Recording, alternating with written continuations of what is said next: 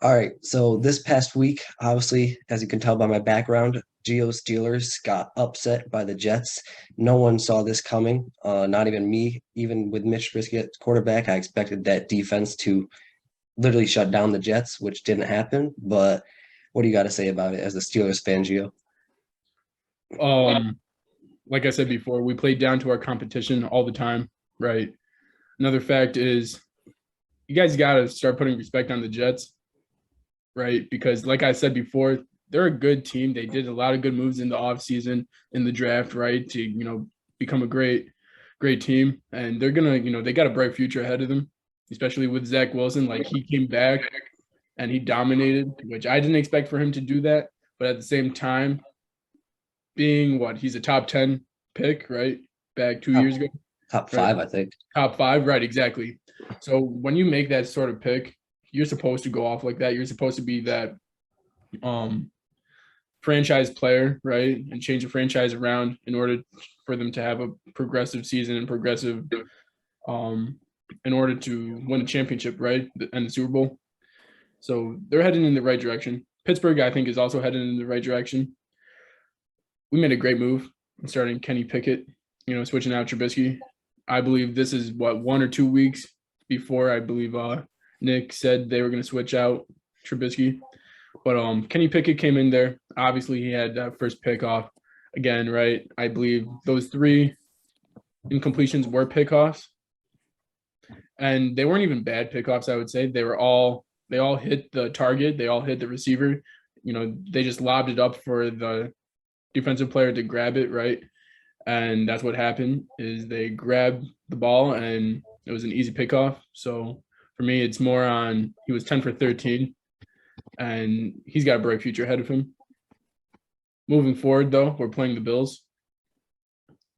I say this is one of those games where this can make you as a player, right? If you're Kenny Pickett, everything is against you and the Steelers. No one expects them to win the game. I personally think we can win the game just because of that alone. And Kenny Pickett can come out, having nothing to prove, right? Because he already played the first game. All the pressure's kind of off of him. They don't expect anything from him. Now it's time for him to play well. And I think this can make his career. These are one of those games. That's fair. It is a dangerous first 5 weeks for Kenny Pickett, though, because like you said, he plays the Bills, Right. then he goes and plays the Bucks, and then he Mhm. goes and plays the Dolphins, and then he I plays the Eagles and the Saints. So these first 5 weeks are gonna make or break the Steelers season, I will say. I'd agree. Is Kenny Pickett confirmed starting from now That's on? correct. Yep. Yes. Yeah, so you're gonna see like prime time what he's really about in these next couple of games. Um, I enjoyed watching the highlights of that game though, like the long Kenny Pickett Mhm. runs for touchdowns. I just would like to see him throwing the ball more for big plays. Um, I didn't watch the whole game, so I don't have a lot to say. Just disappointed the Steelers didn't get the job done. But Z Money had a good coming back game too. I will say he did try to throw it deep a few times, which is why he got picked, but some of those balls should have been caught, like the one to Chase Claypool. That's someone on the Steelers that I think really needs to step up is Chase Claypool because they drafted him thinking that he could be a steal in the second round, I believe, and he has not shown the potential they expected. But outside of, I mean, he did. It was accurate throws that he threw when he did try to throw it deep, so that's something to build on for him as well. Facts. But yeah, that defense was disappointing, allowing the Jets to put up 24. Yeah, I mean they don't have T.J. Watt, but still, Still, you still got Minka in the secondary. You Yeah, got but not trying to make excuses, but he was, battered up pretty bad, right? So I think, if he's 100%, I don't think they would have scored 24. I think it would have been closer. I still think the Jets would have won the game, but it's fair. I uh, mean, I mean, either way, you would expect the Steelers to win this game. It was a disappointment, even as I'm not a Steelers fan. It was disappointing for me. I don't see it being disappointing. Just like I said, I have more respect for the Jets itself as an organization. I think they're making a lot of great moves. I think down the road you're going to see a lot of people change their mind on the Jets. They're going to start giving them respect later on. I'm giving them their respect now, right? I think that they have a bright future. At the same time, the Steelers do need to play better. Our offensive line needs to play drastically better in order for us to have a chance at winning games. For you to say Chase Claypool needs to step up, I think he does, right? But at the same time, we've seen what he can do. So it's not like we haven't seen what Chase Claypool can do. He's made amazing catches. He was great in the playoffs with Big Ben, I believe, last year as well. Deontay Johnson wasn't catching balls in the playoffs last year. It was Chase Claypool. This year, we've seen Deontay Johnson say Kenny Pickett brings that spark. He's got that swagger on the field. So everything goes up from here, especially like you said, it's so disappointing for everyone else. You're at rock bottom right now as the Steelers. There's only one way to go now, and that's up. So hopefully we can win this weekend, and that'll be that spark that we need and shock the world. We'll see what happens. Hoping for the best for you, Gio. Thank you. Also, I'm gonna sit here and say I admit I was wrong with Mitch Trubisky. I tried to make a bold take. I think if it went through, it would have been a sick little bold take. I would have looked like a genius, but now I'm looking like a fool. What y'all think about that? I think all Mitch Trubisky will ever be is the Nickelodeon MVP. That is it. I believe you would have been correct, right? If TJ was healthy, right? No one expected TJ to go down in the first week. We saw what that team could do, right? Obviously, the Bengals aren't the Bengals, but I also think we messed them up mentally, right? Especially beating them that first week, double overtime, right? So if we have a healthy team, I agree with you. We're 4-0 right now. Mitch is still the quarterback. He'll go, possibly 0-3, especially like Jake said. The schedule now in the next 5 weeks is very tough. So I think you would have been correct if TJ was healthy. I can see that. It would have definitely made a big impact if TJ did stay healthy. Fair. Talking about the Bengals is scaring excited though. Yeah, but speaking of the Bengals, obviously Knicks Dolphins did play them this past Thursday. Obviously, we saw a very scary injury in Tua Tagovailoa, showing gross motor instability. He shouldn't have been out there on the field in the first place, and I'm glad that doctor was fired, and he should have done his job correctly, especially knowing that a player's life is at stake, not only their career, but their life. So hopefully Tua makes a quick recovery and can be out there in a few weeks or so. But going to the game, obviously Teddy Bridgewater came in. He didn't play bad. He just didn't play it well enough to get the win. But I think it was not more of Teddy Bridgewater. I think it's more of the team just being shocked of what happened to Tua. But what are you guys' thoughts on that game? For me, I think our defense came out weak. I think they were anticipating a second half like resurgence, like we've seen a couple of times. But the Tua thing also threw everything off. With that, I agree with you. Tua never should have been playing that game. I know there's no proof of it, but I was telling my friends I'd rather sit Tua this week and let Teddy run the offense. But another thing is the game. So you mentioned the doctor being fired. Yeah. But I don't know if it's so much the doctor as it is the owner. Because this isn't the first controversial thing Miami's been through under his leadership. That's true. And he is suspended for the whole year right now for other reasons.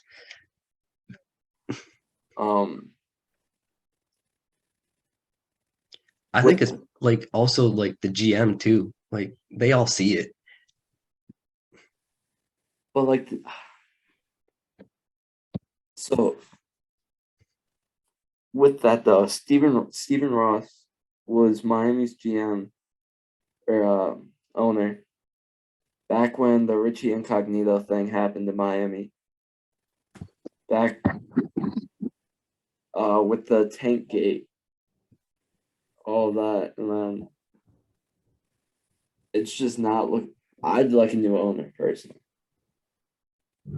But if you're Mike McDaniel, you have the power to sit Tua whether the owner and GM checks off on it or not. So I think if I'm Mike McDaniels, I'm making that choice saying, no, I'm keeping my franchise quarterback on the sideline, knowing that he possibly has a concussion already. Okay, but with that, me and Gio had a conversation a little bit ago. We were talking about, so what do you see Mike McDaniel's role as the head coach? Like, what is his job? To make sure that the team succeeds. Which translates, how do you know if a team's succeeding? Winning. And playing Teddy Bridgewater in the second half against the Bills, is he more likely to win or playing Tua? Playing Tua. And then against the Bengals, is he more likely to win? Yeah. Playing Tua or Teddy? Tua. Now with that, I don't know if I can blame McDaniels for doing his job trying to win the game, but I also agree with you that. Well, I agree with you that if he knew, he shouldn't have played. Mhm. But that's why I don't think he knows as well. Gio, what you thinking on this? I agree with you, obviously. If as the coach's responsibility, you are supposed to win games, you're supposed to bring your team to the Super Bowl. Your best option, especially with the team you have and the success you've had already with Tua this season, you're going to want to keep playing him, especially if the doctors said that he was healthy enough to be back on the field, right? If the doctor said that he wasn't healthy enough to go back on the field and you still went against it, and you still put him out, in harm's way, then obviously it would be his fault. But since he thought that he was healthy enough to go back on the field, you give yourself the best opportunity to win. And that's why Tua went back, and that's why I agree with you, Nick. Right. And that's why this all ties back to the doctor. And Right. thank goodness that he was fired, because who knows the other type of players that he's done this to in the past that they didn't know about. Another thing is though, like, sorry, I lost it. I had something, and I lost it. You're good. We can come back to you if you ever remember it. But what did you say? Sorry. For what? Before Jake started talking. How he believed that Tua was healthy. Tua was healthy. He came back. Okay. Okay, so another thing is with McDaniel, I think he asked Tua if he was good to play. Right. And Tua being a competitor and a very team-oriented player. Yes. I think even though he probably knew he had a concussion, he was like, I want to help my team win. So, yeah, I'm going to get back on that field, which I think is also a problem, but also great leadership. I was about to say, you could also, obviously, all the blame goes to the doctor. Majority of the blame goes to the doctor. But you could also put some blame on Tua as well, knowing that if you, like, when your body's off. So if you know that your body's off and you shouldn't be on the field, then you should obviously speak up. But like you said, being the competitor here he is, he was like, nah, I'm going to go help my team win. But if he's not 100%, and who knows, maybe he was like seeing double or something, like, then how are you going to play 100%? So I don't know. There's a lot of aspects that goes into it. It's just like a bad spot to be a Dolphins fan and have this happen. Right. And I mean, luckily, you guys do play the Jets this year. Obviously, they did beat the Steelers, but I think that your defense will be able to hold them to at least 20 points. And then Teddy Bridgewater I think he can put up at more than 20 if he's playing to his potential. I'm also more confident in Teddy this week, just because in practice it's all oriented around Teddy instead of Tua. Right. So he's not just thrown in there. Yeah.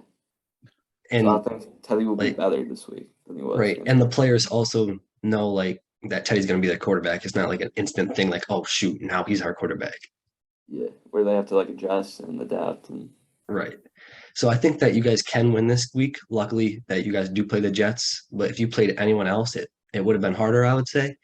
But hopefully, like I said, Tua can come back healthy, and hopefully he doesn't rush back because that was a very scary injury. Like I said, having to get stretched off, seeing those fingers like that just made my stomach like flip upside down. I never want to wish that on any player. So I hope he comes back in at least 3 to 4 weeks, and hopefully the Dolphins can get a few wins in that stint that he's out as well. speaking of that though, you saw Naheem Hines tonight? I didn't see that injury, but I heard about it. Bro had the Tua wobbles from Buffalo. Really? Bro, oh my, the PTSD I got from that was.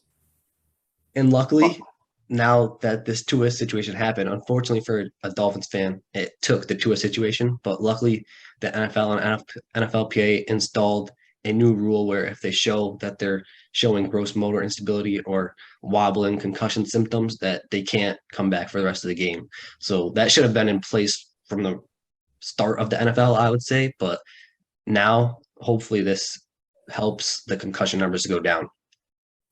I get that it should have been placed in the NFL, but at the same time, a team should also care for their players Right. and not play a player concussed. Right. A team doctor, I A would team say. doctor, like Yeah. And again, luckily he was fired because he shouldn't have a job at all anymore.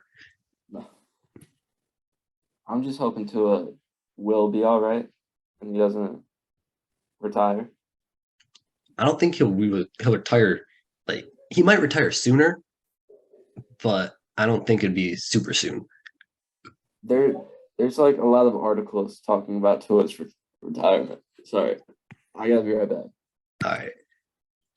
But Gio, you got any thoughts, closing thoughts on this? Yeah, so hopefully Tua does get healthy sooner than later, right?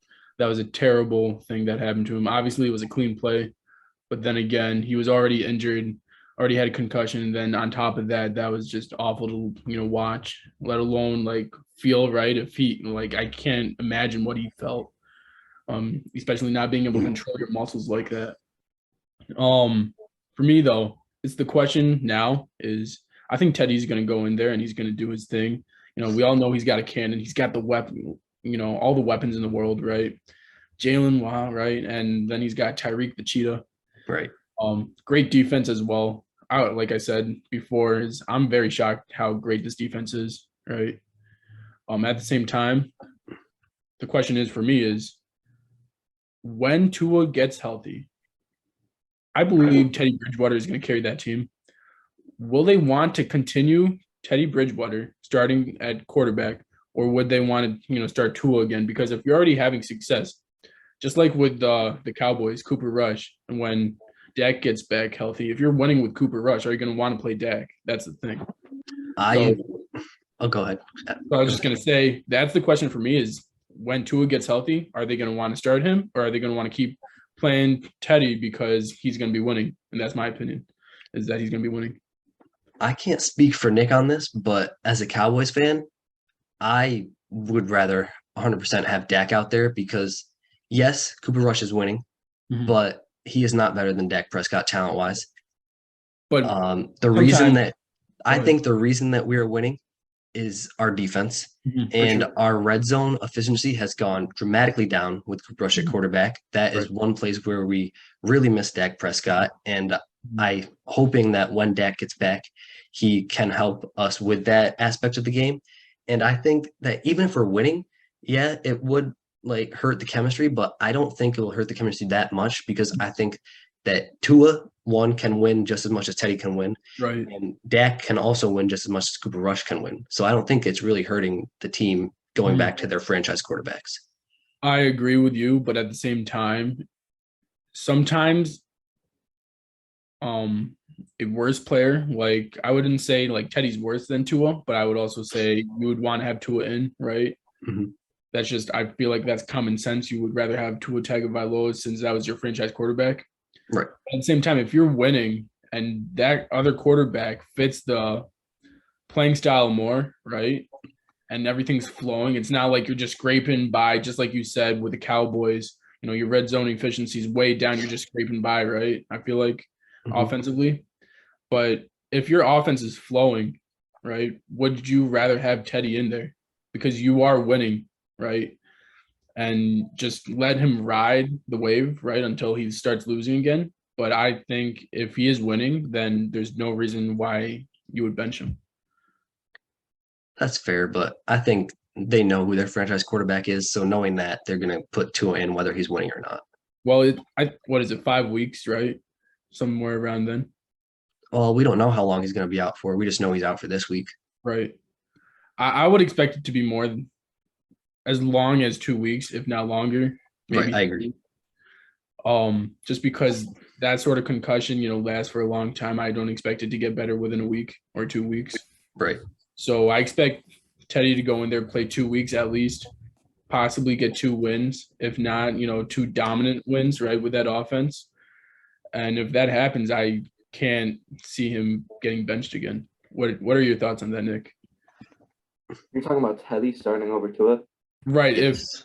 If Tua gets healthy, right, and Teddy's riding the wave, winning a lot of games, are you going to want to ride the wave and let Teddy do his thing, or are you going to want to start Tua again? Tua. But I want to take my time with Tua. Right. So you're going to ride the wave with Teddy until, he starts losing again, or you see anything wrong with the offense? So right now it's a really hard standpoint from my view. Right. Because if I put a time period on it, I still don't know if Tua's actually fine. Right. Because it might be a double concussion thingy, which could be really, really bad. Right. But I want to give him more time than is recommended, if that makes sense. Just to make sure he's really fine, really good. If Teddy's winning games, that's cool, thanks, but I like Tua's decision making more than Teddy Bridgewater's. Although Teddy is known for his efficiency. I mean, maybe, but he's obviously not going to have those, spark plays in a game, but efficiency-wise, I think he's there. Okay, but from what I saw in that Bengals game, this will be this against the Jets will be my true unbiased watching. Just because the offense has been planned around Tua rather than Teddy. So this is the first time I can see the offense focused around Teddy playing quarterback. But from what I've seen so far, Tua makes smarter plays faster, which allowed us to come back against the Ravens, which allowed us to beat the Bills. In that second half, even in the Bengals game, Tua was driving down the field. It just happened we had to kick field goals. And I didn't really see anything from Teddy except that one little shovel touchdown. But that only happened because of a bobbled catch by Tyree. Right. So I don't know if I can really say I'd rather have Teddy right now. He's going to have to prove it to me. But if the offense is flowing, that was my point, is if the offense is flowing with Teddy, right, and the time comes to put Tua back in, are you going to want to put him back in, or are you going to want to ride with Teddy? If he's got all the success, the offense is flowing with him, and it just looks like it's a better fit. I don't know. I'd have to see it in practice. And unfortunately, I can't be at the Dolphins practices. Right. Whatever the offense works better with that practice when Tua's genuinely healthy again. Right. Okay. I think that's what they're ride with. Makes sense. I will say from a fan's perspective, going through this as well with Cooper Rush and Dak Prescott, I've heard a lot of bold takes from Cowboys fans saying that Cooper should be the starter. I 100% disagree. I think that, yes, we're winning, which is great, but even Cooper Rush has said himself, it's because of the defense, holding the opponents to 1 touchdown a game, basically. Yes, he does drive down the field, get us in field goal range, but all we can do is kick field goals. if he's the starter eventually, once we play good teams, especially if he got us to the playoffs by himself, we wouldn't win by kicking field goals. We need to score touchdowns, and he hasn't proved to me that he can do that. So I think for what me and Saya say are that it's a luxury to have a backup quarterback like this where they can come in and win games. But when our franchise quarterbacks are healthy, those are the guys we want out there. Fair. I was also going to bring up the age of Teddy compared to Tua. But going to leave the Dolphins, I think instead of talking about your quarterback play, which clearly is a downgrade, I think that they have a defensive player of the year over there winning their games. That boy, number 11. Yes, sir. Yes, sir. Micah Parsons, the Lion. He's a beast. That boy, even if you double team him, he's still going to find a way to get to the quarterback. He's just ran a 4.340, I believe, 4.3940 as a linebacker. I mean, you can't stop that speed off the edge. And then he can even drop back into coverage and guard guys like Terry McLaurin like he did against the Commanders. So, I mean, he is very bold. He is very good. And I'm so glad that he fell to us in that draft. He was our saving grace, along with Dan Quinn, who I hope that no one takes as a head coach in the next couple of years, because before him, our defense was in the bottom half of the league, and now with him, it's in the top half. He's developed guys like Trayvon Diggs, Micah Parsons, Anthony Brown, Jordan Lewis. I mean, he's just so good. I hope that they both stay for years to come and hopefully win us games. And yeah, at the beginning of the year, I did say Micah Parsons could be the defensive player of the year, and I stand by that. I think he will be. Now, you mentioned someone developing that I don't.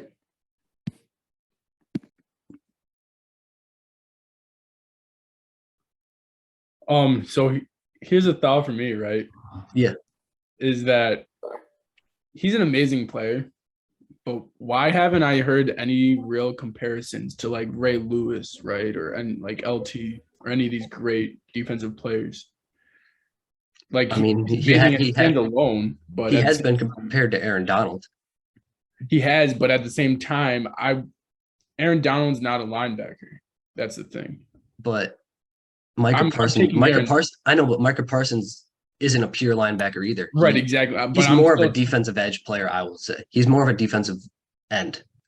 Right, more than anything. Would you take Aaron Donald or would you take Micah?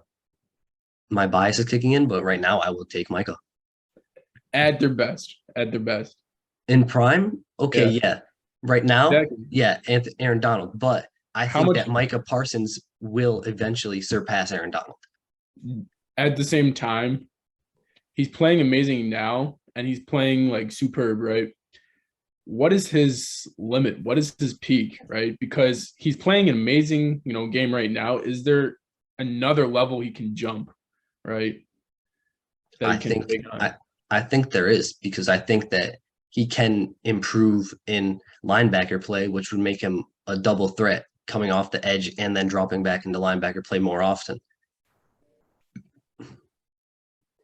For me, I think he could turn into an even better version of Von Miller, depending on how he works on his pass coverage, being an outside linebacker. Yeah. You saying you would take Micah right now over Aaron Donald's crazy, though. That's just bias, but yeah. I think one day he could be better than prime Aaron, but yeah,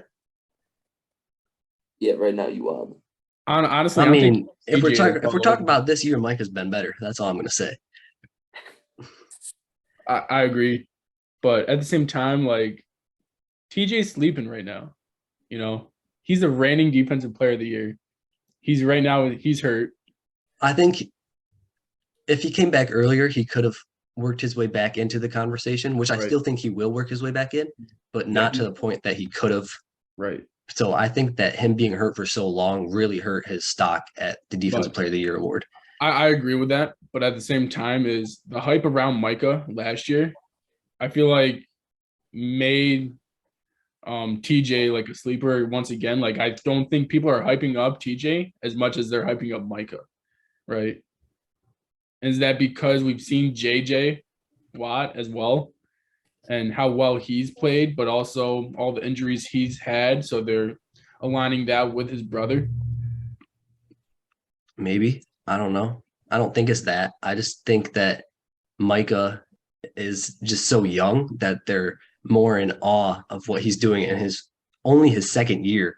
And then what he did in his rookie year, building off of that. I think that's why we're hearing more about Micah, because they're just so in awe of him more than they are in TJ, because they expected this from TJ. I'd have to agree with that. I agree. Yeah. I'd say because sorry. I'd say it's more so because you already know TJ Watt is locked down as like top 5 defensive lineman in the league, if not number 2, in my opinion. Who would you have one? I'm just curious. Aaron Donald. Okay, makes sense. But Micah Parsons being so young and already showing this type of promise of the skill set while being in his sophomore year, I think that's where all the hype is coming from as well. Right. Go ahead, Jim. I can agree with that now since you mentioned it. TJ was expected to play like this, especially since I just mentioned JJ Watt, right? Being a brother of JJ, you expect kind of, similar play, being elite like that. Just like the pure athleticism, right? Alone, being in the family like that. But yeah, Micah came out of nowhere, right? Like you said, he's extremely young, 2 years in the league, and he's already doing the things he's doing out of nowhere, like you said. And I agree that's where the hype's coming from. Before you got interrupted, Saya, you were going to say something about a developing player. What were you going to say that I named? Okay, real quick. Could y'all hear that over there? No. Oh, y'all couldn't even hear it? No. Oh, I thought for sure y'all could hear it. That's why I stopped to do that. Oh, no. But yeah, I was talking about a developed player in that Cowboys secondary. Trevon Diggs. I don't think he's as developed as you say. Let me hear your thoughts on why. Okay. So clearly he gets a lot of interceptions. Yes. But that's mainly because of the pressure that's brought onto the opposing quarterbacks. I think Micah Parsons makes Trevon Diggs a good corner. That's fair. I could see that. But I think it's more Trayvon personally, because he just obviously he was an ex wide receiver, so he can track the ball so well, which we saw against the Commanders when Carson Wentz tried to go to Terry McLaurin, and it looked like Trayvon Diggs was the receiver, and he picked it off. Not only can he intercept, he literally locked down Terry McLaurin, who's one of the best receivers in the league, I would say, held him to 2 catches only. So, and he batted down a few balls that could have been caught and were accurate from Carson Wentz. So I would say that it's more Trayvon than it is Micah, but Micah does help. I would agree with that. But I think if you let a play develop, that boy's getting burnt deep. I will have to disagree on that. Yeah, I mean the play that he picked it off on was going deep, and Trayvon said thank you. Otherwise, here's the thing. So Gio thinks that he got the cliffhanger, but Saya thinks that he was a close second. I'm going to leave it up to you, the fans, to determine it. Who do you think had the cliffhanger? Nick Saya or Gio Gibson? But what were you saying before you cut out, Gio? I said that, what's it called? We were talking about Trevon being burnt deep. Right. I think the intuition on him, right? He's just watching him. He's an amazing player, right? But also that Are you okay, bro? Yeah, we're good. Also, like, just watching him, he's an amazing player, and I think he's really special. All right. Gio got lemon in his yeah, eye. Gio's crying over there because he got the cliffhanger. But I will say that yes, last year Trayvon Diggs got burnt a bunch, and there was memes everywhere about it. And he saw it, and he took down his social media to stay focused. And now he does not get burnt deep. He has learned from his previous mistakes last year, and I think he has improved there.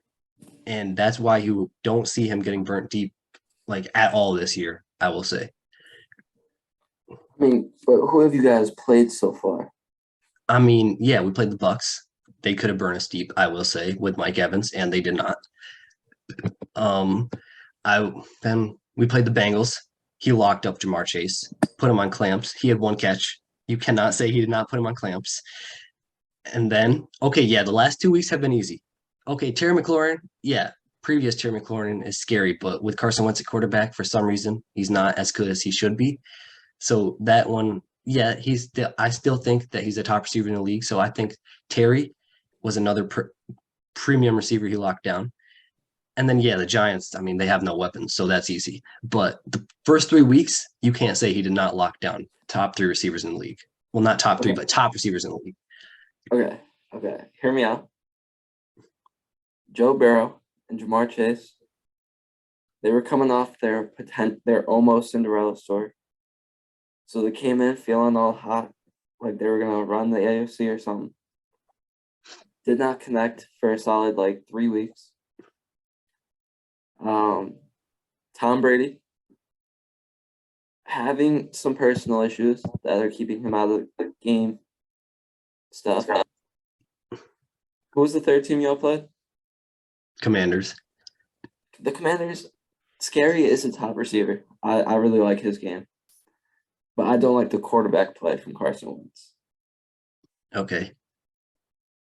I think when y'all play the Eagles, Trevon's going to get burnt again. I don't think Devontae Smith will burn Trayvon Diggs. I don't. He's not going to guard Brown? Okay, it's true. He could guard both. I will say he will guard Brown because he's a top receiver, but I don't think AJ, even if no matter who he guards, I don't think he'll get burnt. But I think the Eagles are a different circumstance to the. Mm-hmm. But the Cowboys, when we play division opponents, we turn it up 10 notches because we know how important those games are. So I think that defense is going to come to play that game. Fair. But I think they also have to worry about Jalen Hurts running the ball as well. Right. Okay. So I think Jalen Hurts starts running out of the pocket. The corners might cheat a little bit or come up, allowing AJ Brown to make a move and get open potentially. But I do stand corrected so far this season. He's been doing really well. But I think that's also because Defensive Player of the Year, Micah Parsons.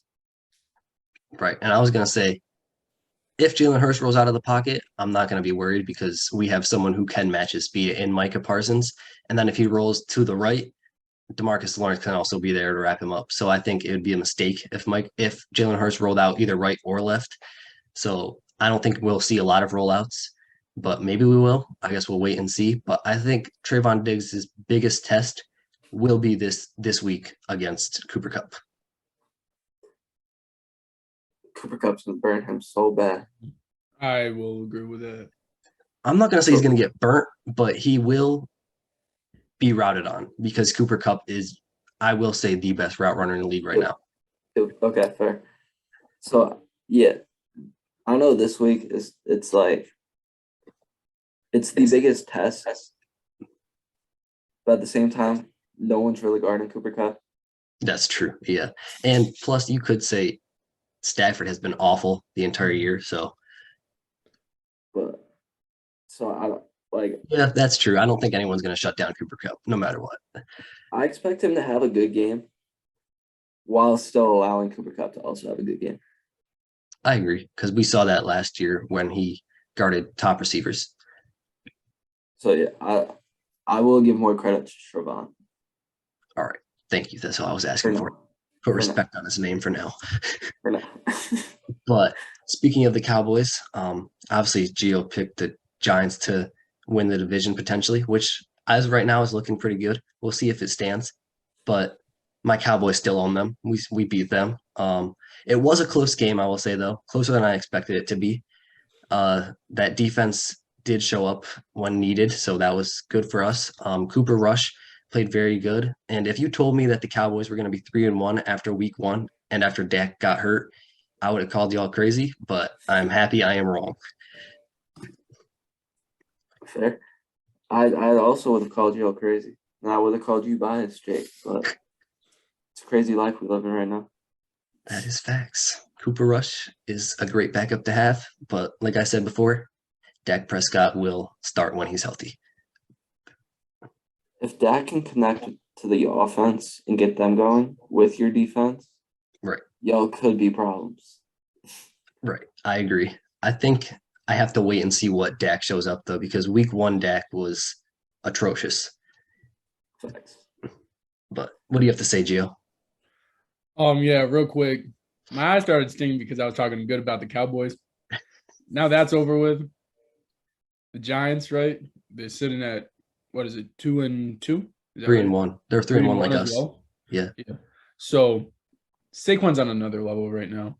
I didn't expect his play to be as great as it is right now. I expected Danny Dimes to be good. Right now, he's not good at all. I would say it's really Saquon carrying that offense. If he can throw efficiently or more efficient than he is, I really see them winning the division, possibly. Even still, I'm really shocked about what the Eagles are doing right now. I expected their offense to be doing this. I didn't expect their defense to follow along as well. But right now, the Eagles are, I would say, the favorites to win that conference. Right. I agree. I was going to say, I don't see the Giants winning it. I don't even see us winning it. I think the Eagles are the big favorites right now. Right. Just the way they're playing. But I expect Danny Dimes to, start playing better. The New York Giants, to go ahead and win that division. I personally am not a fan of Daniel Jones. Never have been. Not just because he's on the Giants. It's just that Giants at all.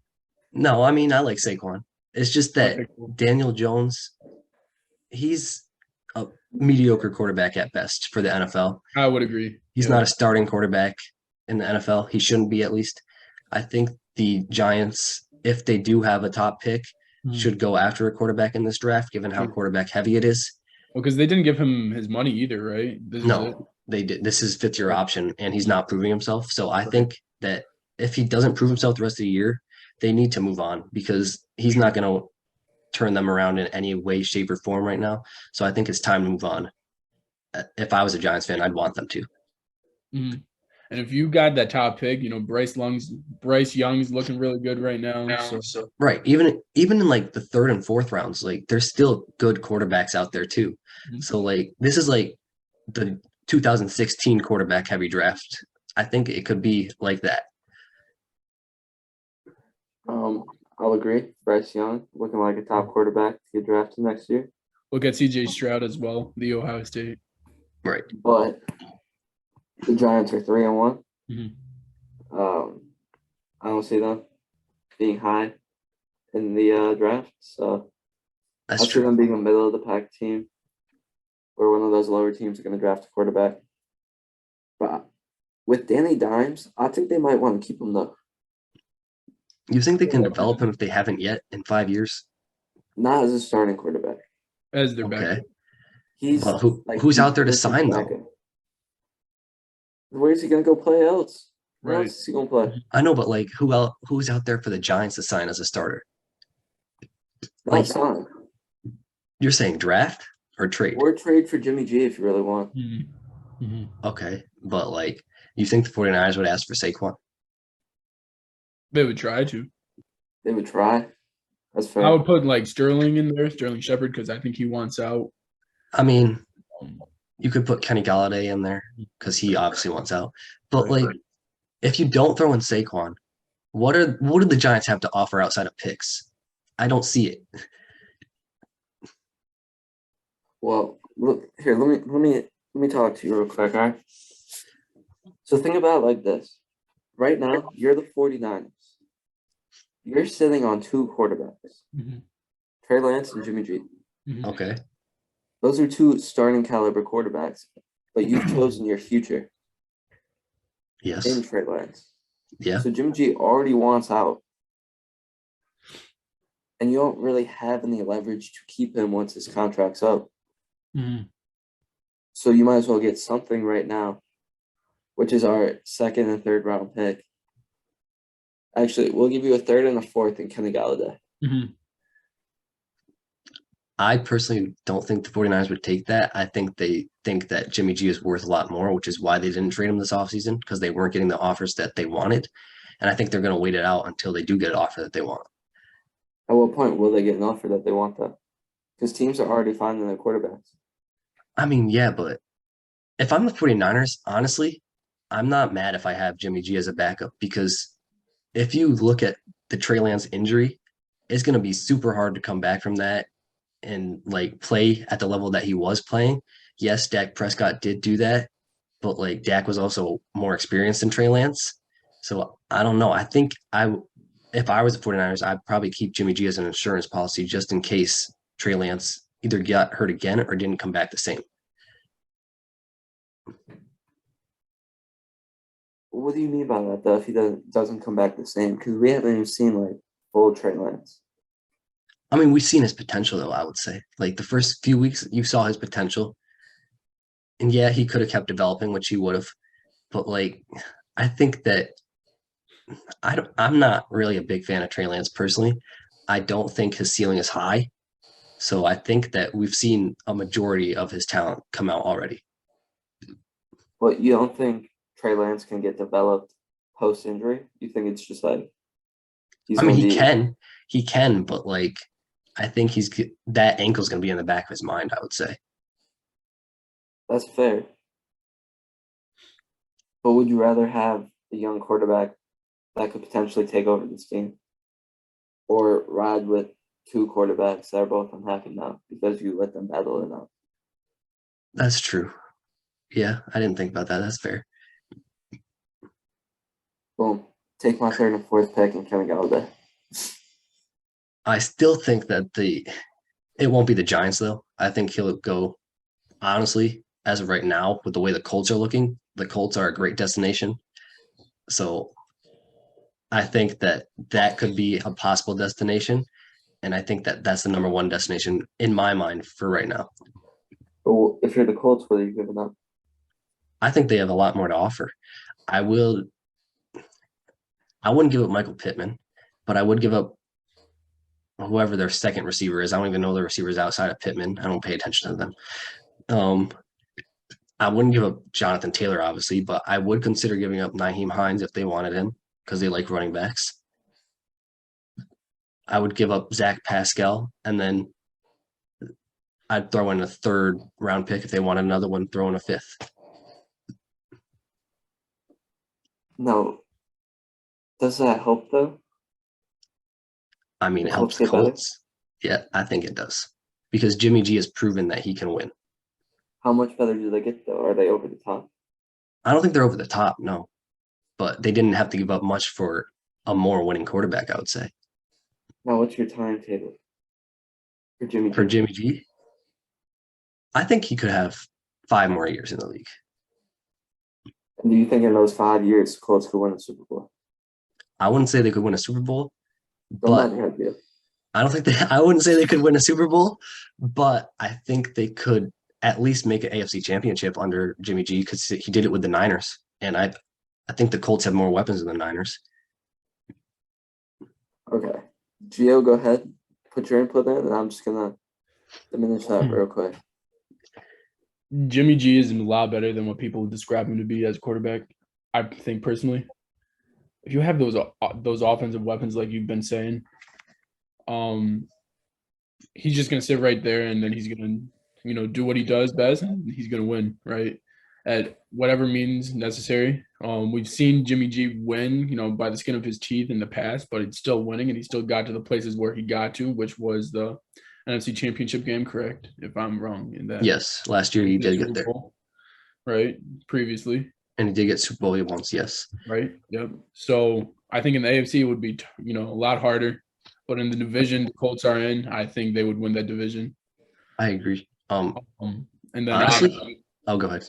I was gonna say they could be a top 3 seed, get home field advantage, right? All that stuff. And then go ahead and they could have an easy playoff run if the matchups are what they need them to be. I agree. I mean, the AFC and NFC is a lot closer than people think, I would say.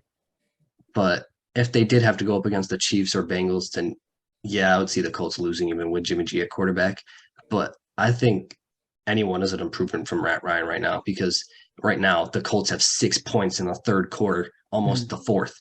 Like, I mean, yeah, the Broncos are also sucking. Russell Wilson only has 9 points, but like, how do you expect to win if your quarterback can't score? You can't expect to win, and that's why they're 1-2-1, about to be 1-3-1. Okay. But let's talk about this real quick. That Super Bowl team, what would you rank their defense in the league that year? The 49ers Super Bowl team? Yep. Number 2. Yeah, I would say two. Last year, where would you put what won the Niners a lot of games last year in the playoffs? Was it their offense scoring or was it their defense making big plays and holding teams? Defense. Yeah, it was the defense based off the Cowboys game that I don't. That's the only game I really watched. It was the defense. Now, with the Colts, do they have a very good defense or even a mediocre defense at that? I will say in the past they had a great defense, but this year it is mediocre at best, and I don't know why that is. But if they can get back to what they were doing in the years past, I think that Jimmy G could have success. Okay. But so you said Jimmy G can be successful if they have a good defense. Yes. Why is that? Is Jimmy G not this guy that can turn an offense around and make them like a good team again? Jimmy G is, but he can't score as much as other quarterbacks in the league. He can get into scoring position, but once it gets to the red zone, that's when it starts going downhill. He starts making some errant throws and they have to settle field goals. But eventually he does get in a rhythm and starts scoring some touchdowns, and it's enough to win games, but I wouldn't say it's enough to make him a top quarterback in the league that can turn around a team like that. Go ahead, Jeff. I was about to say, you just made our point for us, right? He gets to the red zone. What happens in the red zone? You got Jonathan Taylor, right? Right. He's a beast. I think all you need to do is get him to the promised land and he'll do the rest for you. I think as long as Jimmy G has a elite running back, even if he doesn't have elite running backs, as he's shown in the 49ers, he needs the run game to rely on, and he will have that on the Colts. Right. That's fair. But now you have Michael Pittman. Yes, and Michael Pittman's number will go up with Jimmy Garoppolo at quarterback because he can throw it better than Matt Ryan. Okay, but who else do you have now that you traded Zach Pascal? Okay, that's fair, but Garoppolo likes tight ends. They got 2 tight ends over there. Okay. Right now, I'm going to say Jimmy Garoppolo is a game management quarterback. Yes, I agree. So he relies heavily on his run game and defense to chew the clock. So then other teams can't score as much. Right. And he does not have to put the production up. Okay. Now, having Jonathan Taylor is a great asset to him. Probably the best running back he's been with in his career if he goes there. But with that, if I'm a defensive coordinator going up against them, I'm telling Jimmy to throw the ball. But you stack the box? Is that how you're going to tell him to throw the ball? Yeah, and I'm letting my guys. So I'm trying to think. So say I'm the Chiefs. Okay. I'm willing to double team Pittman and go single coverage every other receiver and tight end they got. That's fair. Because I don't think Jimmy Garoppolo is that much of an upgrade where he can win games throwing the ball. If I'm the Colts, though, I will say I'm not afraid to run the ball with the stacked box with Jonathan Taylor as my running back because he has proven that he can break off runs even with a stacked box. But you can't rely on that. I still would say that you can with Jonathan Taylor as your running back. Okay, so say you play Buffalo. Okay, yeah, then if they're stacking the box, yeah, you can't rely on it. But what if the 49ers add in a receiver in that trade? Who? Say they give him Ayuk, someone they don't use much. They ain't trading Ayuk, bro. You don't know that. if they trade Ayuk, then yeah, I'm with you that the Colts are one of those dogs. I would say I'll switch it. We'll give him Ayuk, Jimmy G, and then the Colts will put a second round pick and a fourth round pick along with Naheem Hines and Zach Pascal. All right. If that's the trade, I'm changing sides and I'm going, yeah. If I'm the Colts, I'm saying, yeah, let's do that right now. Right. And the 49ers, I'll take that. Because I think Ayuk is underused and undervalued in that 49ers offense. He has proven that he can run routes and catch balls. And obviously, Jimmy G, favorite target, Deebo Samuel. He doesn't even look to anyone else pretty much, even George Kittle. So I think that Ayuk would be a big boost for the Colts. But do you also think the Colts offense is accustomed to or can fit around Jimmy G and his play style? I think it can because they're more of a run first team, and Jimmy G is more of a run first quarterback. Not running, but handing the ball off. So I think Matt Ryan wasn't a good fit for them because he's more of a pass first quarterback. And obviously that's not working out so far. So I think that Jimmy G would be an upgrade personally. I'm not going to debate it. Jimmy G is an upgrade over Matt Ryan right now. But if I'm the Giants, I'm just dropping those. I think that Jimmy G has a better chance at becoming a winning quarterback on the Colts than he does on the Giants. Personally. Easily. But so if it's Jimmy G's decision, he's picking the Colts. But is it his decision? I think he'll have a say. I think the 49ers respect him enough to have him have a say. It's because he's so handsome. Yeah, he's a model, all right. But Gio, any closing thoughts? No, I don't think I can. We just found out that we have a homosexual friend, but all right. Hey, yo. Moving on. You guys got any other games you want to touch on before potentially moving to the NBA?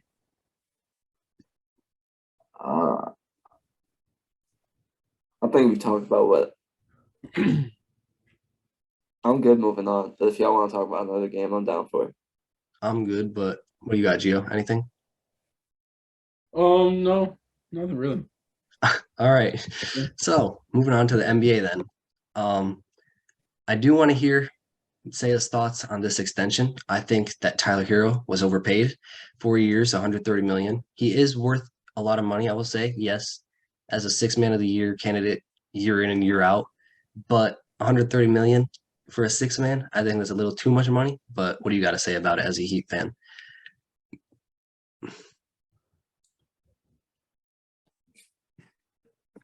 My bad. No, you're back, yeah. Okay. All right. What I was gonna say is, I think he's paid nicely right now. Do you think that he's worth this money? At this point in time, no. But what he will be, I think so. But wouldn't you rather save some of this money for, say, Jimmy Butler when his extension time comes? Jimmy Butler's gonna be 34 though. Okay, that's true. But like for Bam, or did he already sign? He already signed, right? He signed a 5-year, but I think he's got 2 or 3 years left. Okay, so would you rather save some of this money for him when his contract time comes, or give it to Ty? I like the Tyler deal. I also still think they'll have money to sign Bam back. I think those two guys are our future and what we are leaning on post Jimmy Butler era. But yeah, Tyler's a lot like Bam in a sense. Just from the way he came into the league and he's developing each year. I think Tyler Hero has the potential to make a big jump and be a star in the league like Bam is. It just so happens that his role on the team was sixth man, but he easily had the skill to be a starter for Miami as well. Yeah, I agree with that. He definitely has the skill to be a starter. And I think he will be once Jimmy Butler either retires or leaves. But I think like there's one thing that Tyler Hero does best, obviously, which is shoot. So I think in order to become a star that makes this kind of money and deserves this kind of money, for me personally, he needs to develop his game more. Obviously, he's a great mid-range shooter. He's a great all-around shooter, but I need to see him. He has great handles as well, but those could be developed more, I would say. And his finishing could be developed more. And then especially his defense, I will say. I agree with that. But I think making his game more all around, I think what he needs to do is develop the defense. That's got to be like main focus. And in Miami, it's easy to kind of slack off on that because of all the defense we bring. Mhm. But at the same time, there are players being accountable, like holding accountability and pushing him to where I think his defense could develop further. And I think if he wasn't running with the second unit like he was, I think you could like make a debate that he has a really good passing game along with the scoring. But it just so happens he was running with the second unit. He was the go-to guy. So, but I also anticipate more jumps. So I think the money was deserved for what he will be. That's fair. I will ask you, do you think that Jordan Poole should be paid more than Tyler Hero, or do you think Tyler Hero should be paid more than Jordan Poole? I'd say pay Tyler Hero more. I agree. I see Gio over there nodding his head. What do you got to say, Gio? For that question alone, it's very tough for me. I believe Ty should be paid more, right? But Jordan Poole is more important to that squad, right? He's part of that young core, coming up after Steph Curry, Klay Thompson, and Draymond Green depart from that franchise. He's with Moody, he's with Kuminga, right? Those three guys, I believe, is their next young core. But Tyler Hero deserves that money. We've seen what he can produce, right? 6 man, and yeah, he's just gonna keep on getting better. I think the shot's gonna keep on going. We've seen him develop from his rookie season till now, right? He now can, dribble, penetrate to the paint, right?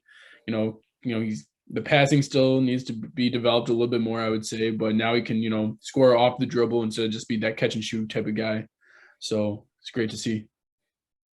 I will say, I don't know if Jordan Poole is more important to the Warriors than Tyler Hero is to the Heat, because you saw last year, when did the Heat struggle? When Tyler Hero was out. Why was that? Lack of bench. And I think that the Warriors can win and have proven they do win without Jordan Poole.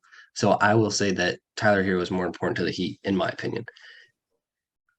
I would say Tyler Hero is more important only because he's more important now and in the future. I do see what you're saying with Jordan Poole being important to the future. Right. But with that, you can't discredit the need of Tyler Hero in Miami right now, Right, for sure. outweighing the need of the Warriors, Jordan Poole. I can agree on that standpoint. I will say, like, when will the future be for the Warriors? Because I could see like 5 to 8 more years for the big three there over there. Right, and you keep Jordan Poole, you keep Kuminga, you keep Moody, right? Right. You pretty much have a championship squad for the next 5 years. Right. And after that, if you pay Jordan Poole, you've got him being your star guy, right? Because we've seen what he can do. He's very shifty. He's very crafty. He easily can get his shot up. We need him to see, defensively a little bit more adjustment there. But at the same time, I agree with you that Jordan Poole is not as important as Tyler Hero right now, right? But Jordan Poole, I think, is a more important player just because he is part of that core three moving on forward, right? I see Tyler Hero being that fourth guy on the squad where he won't be that, top 3 player. Right now you've got Jimmy Butler, Bam, and Kyle Lowry or whoever you want to put. I don't see Tyler Hero being that third guy in the big 3. But if you're speaking about the future, Tyler Hero will be one of the 3 guys, I will say, because Kyle Lowry is going to retire. Right. Jimmy Butler will retire eventually, if not leave. And then it will be Bam, Ty, and someone else over there. Here's the thing. Jovic. Oh, sure, Jovic. Here's the thing for me. Those types of players like Tyler Hero, amazing player to have on your team for a championship run. They're not going to be the guy, though. They're not going to be the second guy, I don't believe. And the third guy, he could be the third guy. But even then, I see him being an amazing role player, but he's not one of the 3 stars to make up a big 3. I disagree. I think he has the potential to be the second guy in a big 3, personally. But what do you got to say about Isaiah? It depends what you're referring to in the big 3.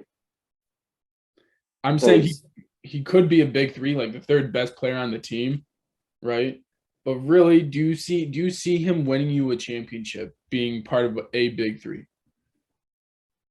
Yes. And I agree. Who would you have to have as your top 2 guys then? Top 2. I think Ty will be a top 2 guy. It would be Bam and Ty, personally. But I'm sorry to say this, I don't expect Bam and Tyler Hero to win you a championship, like being the guys, because we have all these great teams coming up, like the T-Wolves. You got the Warriors. You got the Nuggets. I think their average age is like 26, 27 years old. Like I think Bam and Ty could beat the Nuggets, personally. That's what are you, Heat fan now? Like, that's crazy. No, bro. I mean, Bam's better than Michael Porter. I will go out and say that.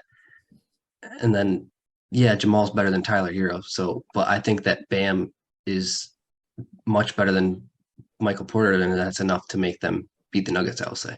Jokic isn't that old either.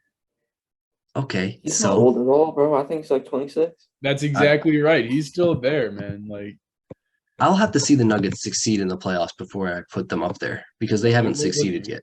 I don't know if they will this year. We'll see. They will. We'll see. So, in that circumstance, I'll give you Jokic as the best player. Mm-hmm. Yes. But I think Tyler, Bam, Mm-hmm. and then if they can get a third young piece to go along that, I think they're looking promising. Just because you know what you're going to get from Bam. Mm-hmm. He's going to be the defensive anchor. He's going to be a better Draymond Green. And then I could see Tyler being more of like a Stephen Curry type player. Mm-hmm. We're talking big 3s. So Miami's just missing that Klay Thompson. Right. Or if you want to bring it this way, Bam's a better Chris Bosh. Mm-hmm. Miami Chris Bosh. You think so? Chris Bosh, he played with LeBron, and LeBron minimized his teammates. Mm-hmm. Just what he does. Mm-hmm. So I think Bam right now is better than Miami Heat Chris Bosh was. I think Tyler could be like LeBron, but not nearly as dominant. And then they're just missing that D-Wade. Yeah. Someone who like glues it together. We got something over there. He's mad. What'd you see? What's up, Gio? You said Tyler Hero could be like LeBron. Think about it. I mean, I am thinking about it. No, it's not the dominant standpoint, but I will say that he could put up 25 to 30 a night. I think Tyler Hero has that potential. Tyler's a bona fide scorer. Right. And that's why he can put up 25 to 30 a night. I just can't see it though. I see him being like a Bradley Beal, more or less.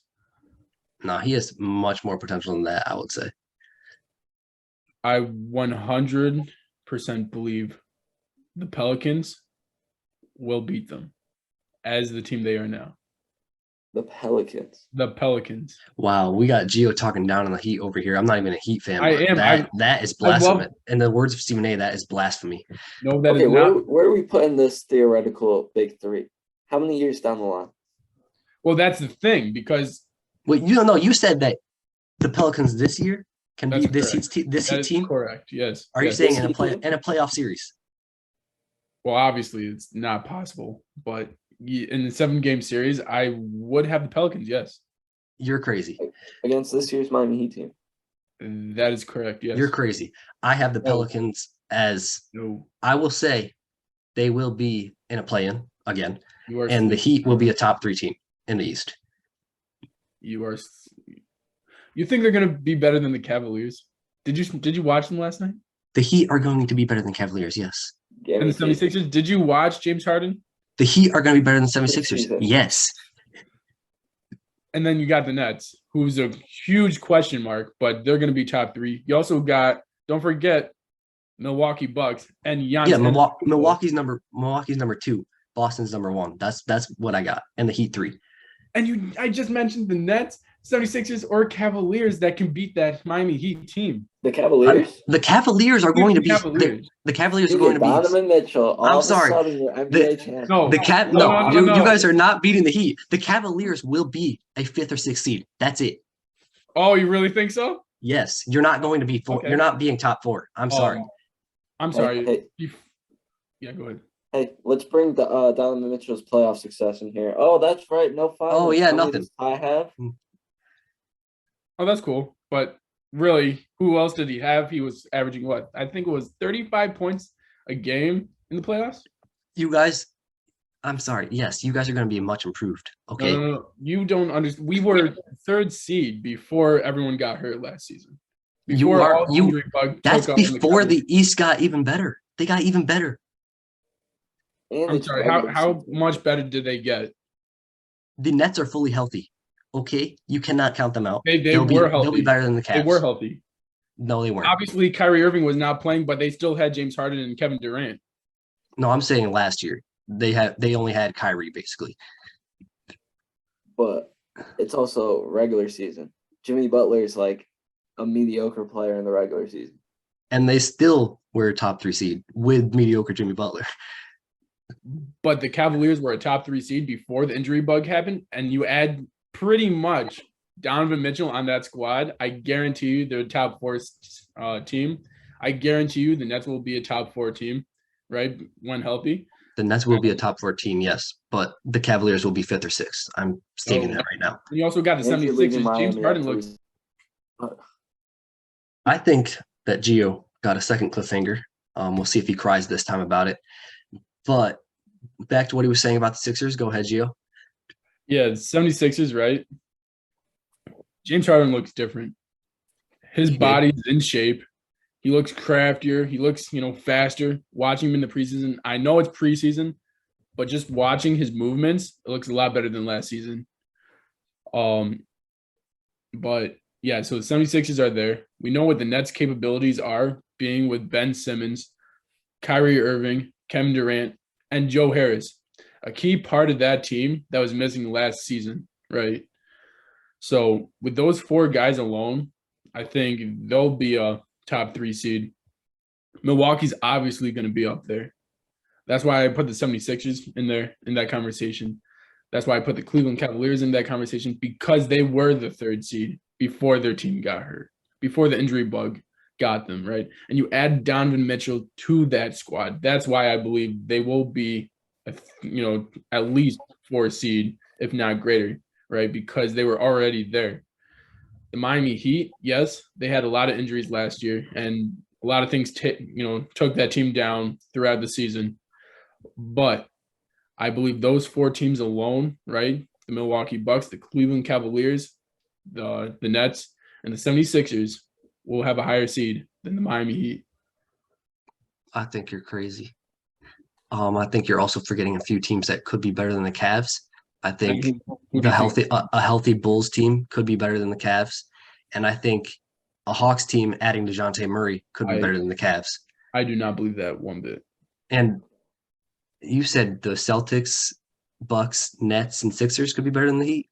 You can put. I didn't even mention the Celtics because of all the drama they were having, but okay, that's fair. I think the Celtics will be better than the Heat. I still could see them as number 1 potentially. If they're not number 1, then it'll be the Bucks. 1 and 2 are interchangeable for me, and then 3, I got no one else but the Heat. I think the Heat How are do the. you how do you not have the Nets or the 76ers in there? I don't believe in the 76ers. I'm sorry, I don't. James Harden hasn't showed me anything to believe in Did him. you watch the movements he did last night against the Yes, Cleveland? I did, but it's the preseason. No Obviously. one out there is trying. In my opinion, I don't believe people try in the preseason. It's just the preseason. They're just getting ready for the regular season. So I need to see him do it in the regular season. I don't think that their team outside of James Harden and Joel Embiid either is good enough to be a third seed. And the Nets, I need to see them do it consistently and have good chemistry before I go as far as putting them as a third seed because I need to see how that fit works with Ben Simmons. And I need to see Kevin Durant and Kyrie stay healthy for a whole season as well. And I just think the Heat are honestly, talent wise, they're not better, but they've shown that they are the better team than the Nets. Okay, real quick. Mm-hmm. There's some things, Nick, I would like to put out there as well. Please do. Let's not forget the Bulls were the 1 seed for a long time in the East. Right. They went down. Who took it over? The Heat. The Miami Heat. We held it down to like the last month of the season. Yes, I agree with that. Yep. And we were facing injuries as well. Right. I just had another thought. Oh, yeah, to the Sixers. Mm-hmm. We all know James Harden's going to come into the season. We're going to be like, oh, James Harden, look at that dude go. He's moving off the ball, being like a good, efficient player. Right. Yeah. That'll last a whole month and a half. Then he's going to start being lazy again. If not, only 2 weeks, knowing James Harden. Honestly, he's going to be like, okay, yeah. Now I'm just going to sit here. If I don't have the ball, I'm not doing nothing. Right. Exactly. It's going to be the Joel Embiid show as it always is. That's why I don't believe in the Sixers. I don't think that Harden is a player that can win. You are also forgetting a lot of other players on that squad that are pretty great players. Yes, Tyrese Maxey is a great player. I agree. Tyrese Maxey is one in your mind, most likely. Yep. PJ Tucker, I would say too. Yeah. That's literally a championship quality player that will bring your team to a championship alone, pretty much. Yes, PJ Tucker is, but I don't think that they're enough to make them a top 3 seed. They'll have their off nights, and if they're all having off nights, then good luck to the Sixers. Well, you also forgot Matisse Thybulle, right? He's more of a defensive player. He doesn't do much offensively. Yeah, defense. Okay, let's focus on defense. You got PJ Tucker, you got Montrezl Harrell, and you got Matisse Thybulle. As a Lakers fan, Montrezl Harrell's defense is overrated. He made a lot of mistakes on the Lakers, and he's not as good of a defensive big as people make him out to be. He's not. He's more of a spark plug type of player than a defensive player, an offensive player, I would say. 100%, I agree. You got JoJo out there, who's not like we've seen play defense before, right? Joel Embiid, James Harden, not defense. Tyrese Maxey, I think, can become a defensive player. He could. So right now, you have a great defensive squad alone. Right? I just don't. Offensively, you also have Tobias Harris, you have James Harden, and you have Joel Embiid. Right? Those 3 guys alone can, have a spark plug throughout the game. It's not that I don't believe in the players. It's also the coach. Doc Rivers is not a good coach. That's yeah. Let's bring it to a team by team comparison. I like this. The Miami Heat and the 76ers. Okay. Which one are you taking? Miami Heat. It's that easy for me. Okay, why is it even okay? It's Jimmy Butler versus Tobias Harris. Butler all day. Who else is it? Lowry on Matisse. Okay, that's Lowry all day. Not Matisse. Sorry, Maxey. Okay, I'll lean towards Maxey though because like age. I will also lean towards Maxey. I think he's more craftier where Lowry can't really guard him like that. Right. But I also think Lowry's giving them the work on the other end. I agree. Then you got Strus. So last year they started Strus and Gabe Vincent as like the 2 and the 3. Mm-hmm. But nah, Tyler Hero Okay. at the 2. hmm And then Tobias Harris. Or no, sorry. Does Matisse start for them? Oh, I James don't. Harden. Bugging. Oh, well, I mean, talent-wise, it's James. But team fit wise, I'm taking Ty. I agree. But yeah. Gia? So the reason why I was thinking, right, is because I think this season, the 76ers will have a better season. If you're I telling me to pick a team between the past, right, and if I know who's going to win, you know, like this is the game on the line, and I got to pick one team to win. I'm picking the Miami Heat because they've shown in the past that they've won, that they can win. It's the same team, same chemistry. We don't have to see anything new, right? Because they've had that history of winning. You believe in Doc Rivers as a coach? Is that what I'm hearing? Because Doc Rivers, to me, has fallen off as a head coach. No, I'm saying I took Miami Heat. That's what I said. No, right, but I'm just saying, like, based off the past things you said on the Sixers, I'm just wondering, do you believe in Doc Rivers as a coach still? I still do, yes. I dis- Although I disagree with that because I'm just gonna say if he couldn't get that Sixers team last year to better than a 5th seed, the Raptors were better than them. Raptors talent wise are nowhere near the Sixers in my opinion talent wise. I don't think that obviously Nick Nurse to me is a better coach than Doc Rivers. That means he's had some questionable years in the past, previously. The championship he did win with the Celtics. You can right, argue, but this team is not. no, I This team, understand. You yeah, can argue you have 4 of the top 25 players, right? And Kevin Garnett, Rajon Rondo. You had Ray Allen, right? You had Perk there, and don't forget you had Paul Pierce, one of the greatest shooters of all time. right. So then again, you have an amazing team. Really, you don't need a coach, to be honest, to win a championship with that squad. Yeah, We have seen him blown 3-1 leads in the past as well. I still think he's a great coach, though. I still think he's, an amazing coach. What was he? He was put in the top 10, right, when they were ranking coaches. And I agree with that statement. But here now, it's all on James Harden. yes, I agree, and I don't believe that James Harden is enough to make them a 3 seed. But Also, go ahead. this is not a debate.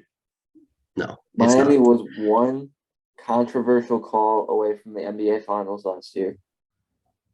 Okay, that's The fair. Sixers couldn't even get out the second round. Right, just like always. But So it's a new season, though. I expect James Harden to play better, especially since Bro. he is. Even if James Harden plays better and they make the 3 seed, okay, great. They're still not going to have playoff success. It's the 76ers. They always choke. The question we had at the beginning of this argument was, is the Miami Heat going to be a top 3 seed? And I believe still, yes. That's the question. I believe they're not going to be, even though you just said that they could be a top 3 seed, the 76ers. They're They not going to could, have success. but they won't be. Because, yes, you believe in James Harden, but I don't. I think Right, exactly. Rockets James Harden is far gone, and he's not coming back. That's my opinion. I agree with that statement as well. I think he can have an efficient role on that 76ers team where you have, PJ Tucker, Matisse Thybulle, Tobias Harris, Joel Embiid, Tyrese Maxey, Montrezl Harrell, right? And the list, can keep going on. They have a great deep squad. They have 3 efficient defensive players, I believe, right? You have Matisse Thybulle and PJ Tucker, who are insanely great at defense, right? Their intuition on defense is amazing as well. It's not just that, they're skill wise, but they can see the play happen before it happens. And we've seen that on the Miami Heat with PJ Tucker. So in my opinion, yes, I do see the 76ers being a top 3 seed. If not, I have 2 other teams like the Cleveland Cavaliers and the Brooklyn Nets who can be a top 3 seed. The Heat will be a top 3 seed over the Cavaliers if the Sixers aren't. I'm sorry. The Nets could be, but the Heat are way over the Cavs, in my opinion. And you could also argue that last year, the 76ers had a great deep team and they were the 5th seed. So that's my argument to that. So what I'm thinking is Miami could fall out of the top 3. They could, but not Okay. far out. No, obviously, I see all the teams we're talking about is a top 4 seed. I just don't think Miami's going to be the top 3 though. That's the thing. I don't know because I don't know what type of Miami team is going to come out there if they want a high ranking or not. Right. I mean, Miami, to me, the reason I put them as top 3 because they always succeed in the regular season, it seems like. More so playoffs. Mm-hmm. Okay, but like they're always at least top 3, I would say. Like the past couple of years, they've always been top 3. I don't know. We were the 4-5 when we made that finals. Mm-hmm. Okay. Outside of 2020, though, the past 2 years, what happened in that 2025 so makes you stop shimmying. Okay, all right. But the past 2 years, they've been the top 3 seed, and I think that streak will continue. I think it very likely could. But I could also see the Cavs sliding up in the seedings. Like, I expect the Cavs to be like a 6 seed, even with Donovan Mitchell. I expect them to be the 5th seed. I could see them sliding up into the top 4, though. I agree. Only because, Spider massive in the regular season. Right. The Cavs regular season. But I just think a lot of these teams don't really care about the regular season enough to care Right. about their rankings, like the Bucks. The Nets. The Nets aren't going to care because if you have KD and Kyrie on the same team, no matter what seed you are, you're going to believe. But I think playoffs is a whole different story. I agree. Because the Cavs could be the 3 seed going up against Brooklyn at 6. Right. And that'd be the Cavs' worst nightmare. The playoffs, I will agree with you. There's no doubt in my mind. I have the Miami Heat, right, going far. Okay. I would honestly have them going to the Eastern Conference Championship, right? I agree. And possibly the finals. I agree. When we get Jay Crowder, that better change to going to the NBA Finals. Right. So that's where it changes for me. In the regular season, that's why I see the 76ers being a top 3 seed. But in the playoffs, like you said, they do not have any success in the playoffs, right? The Milwaukee Bucks. I see the Miami Heat beating the Milwaukee Bucks because their play elevates to a playoff, elevated level of play. So that's why the Miami Heat are very deadly in the playoffs. But like I said, in the regular season, you have all these teams fighting for that home, court advantage, where really for the Miami Heat, I would say it matters, but it doesn't matter as much because they are such a well-developed team and they work so well together.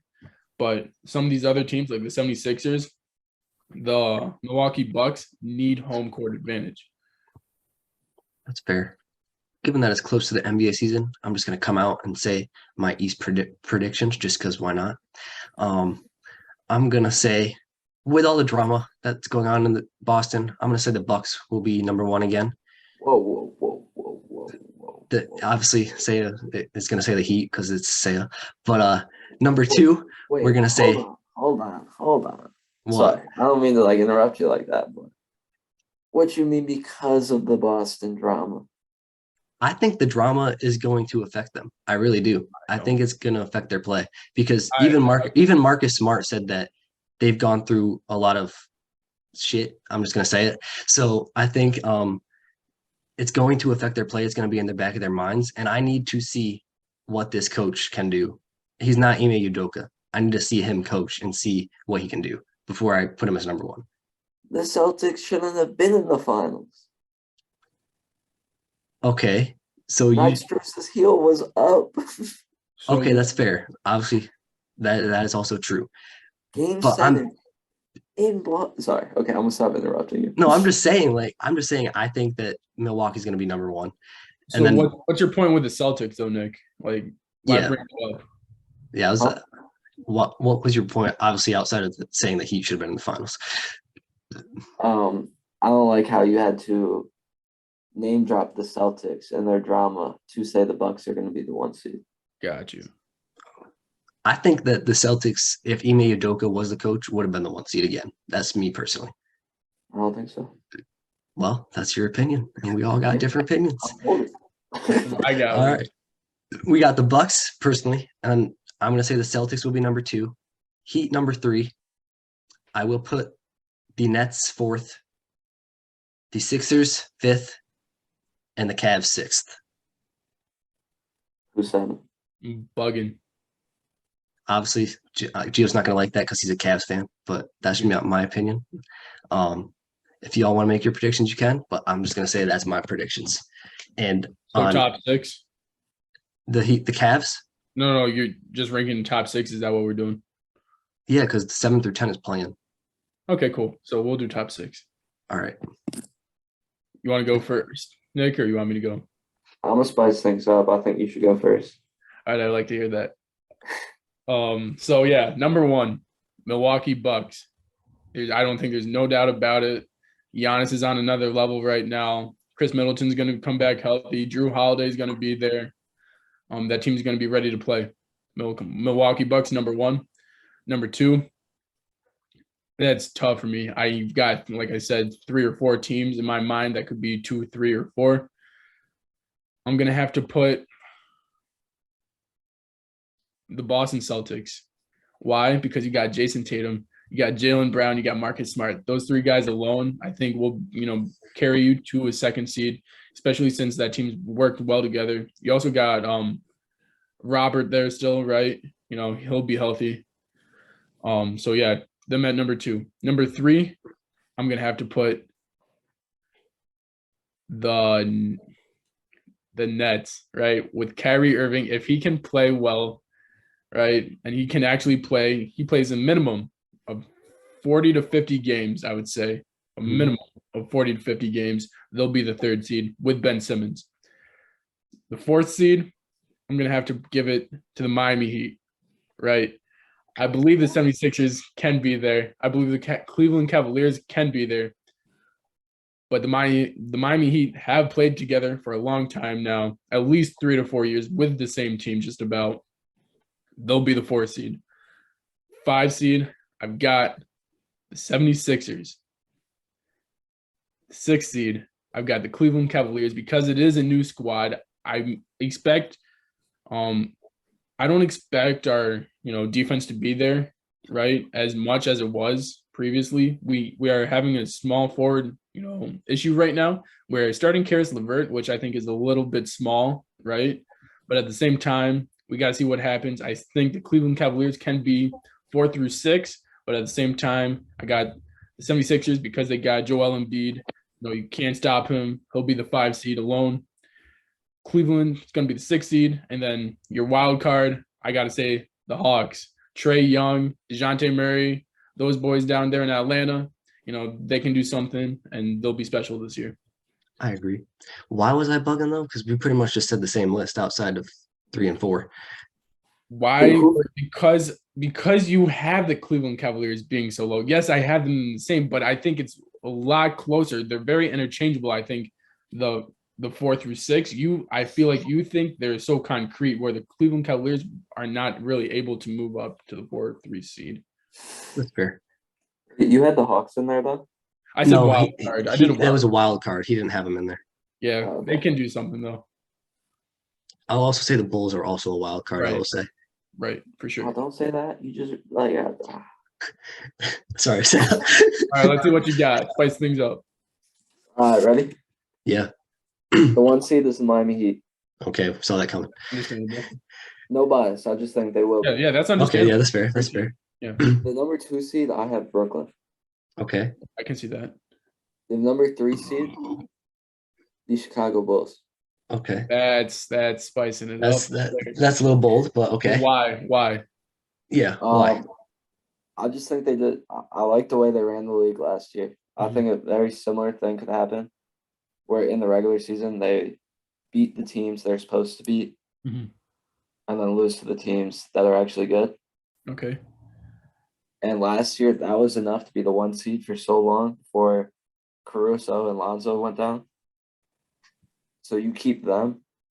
They might be able to win some of those games that they lost above 500 teams. I was going to say, I think Lonzo is going to help them a lot. Don't forget, they just picked up Gordon Dragic as well. So. And Dragic, love that kid. The Dragon. But the 4th seed,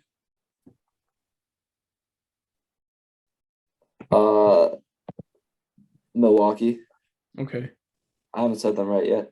No. No. Okay, yeah. Right now I have you've got Milwaukee being the fourth. Miami, Brooklyn, Chicago, and then Milwaukee. Yeah. Milwaukee. Yep. Cleveland. Okay. And your 6, got to be the 76ers. It doesn't have to be.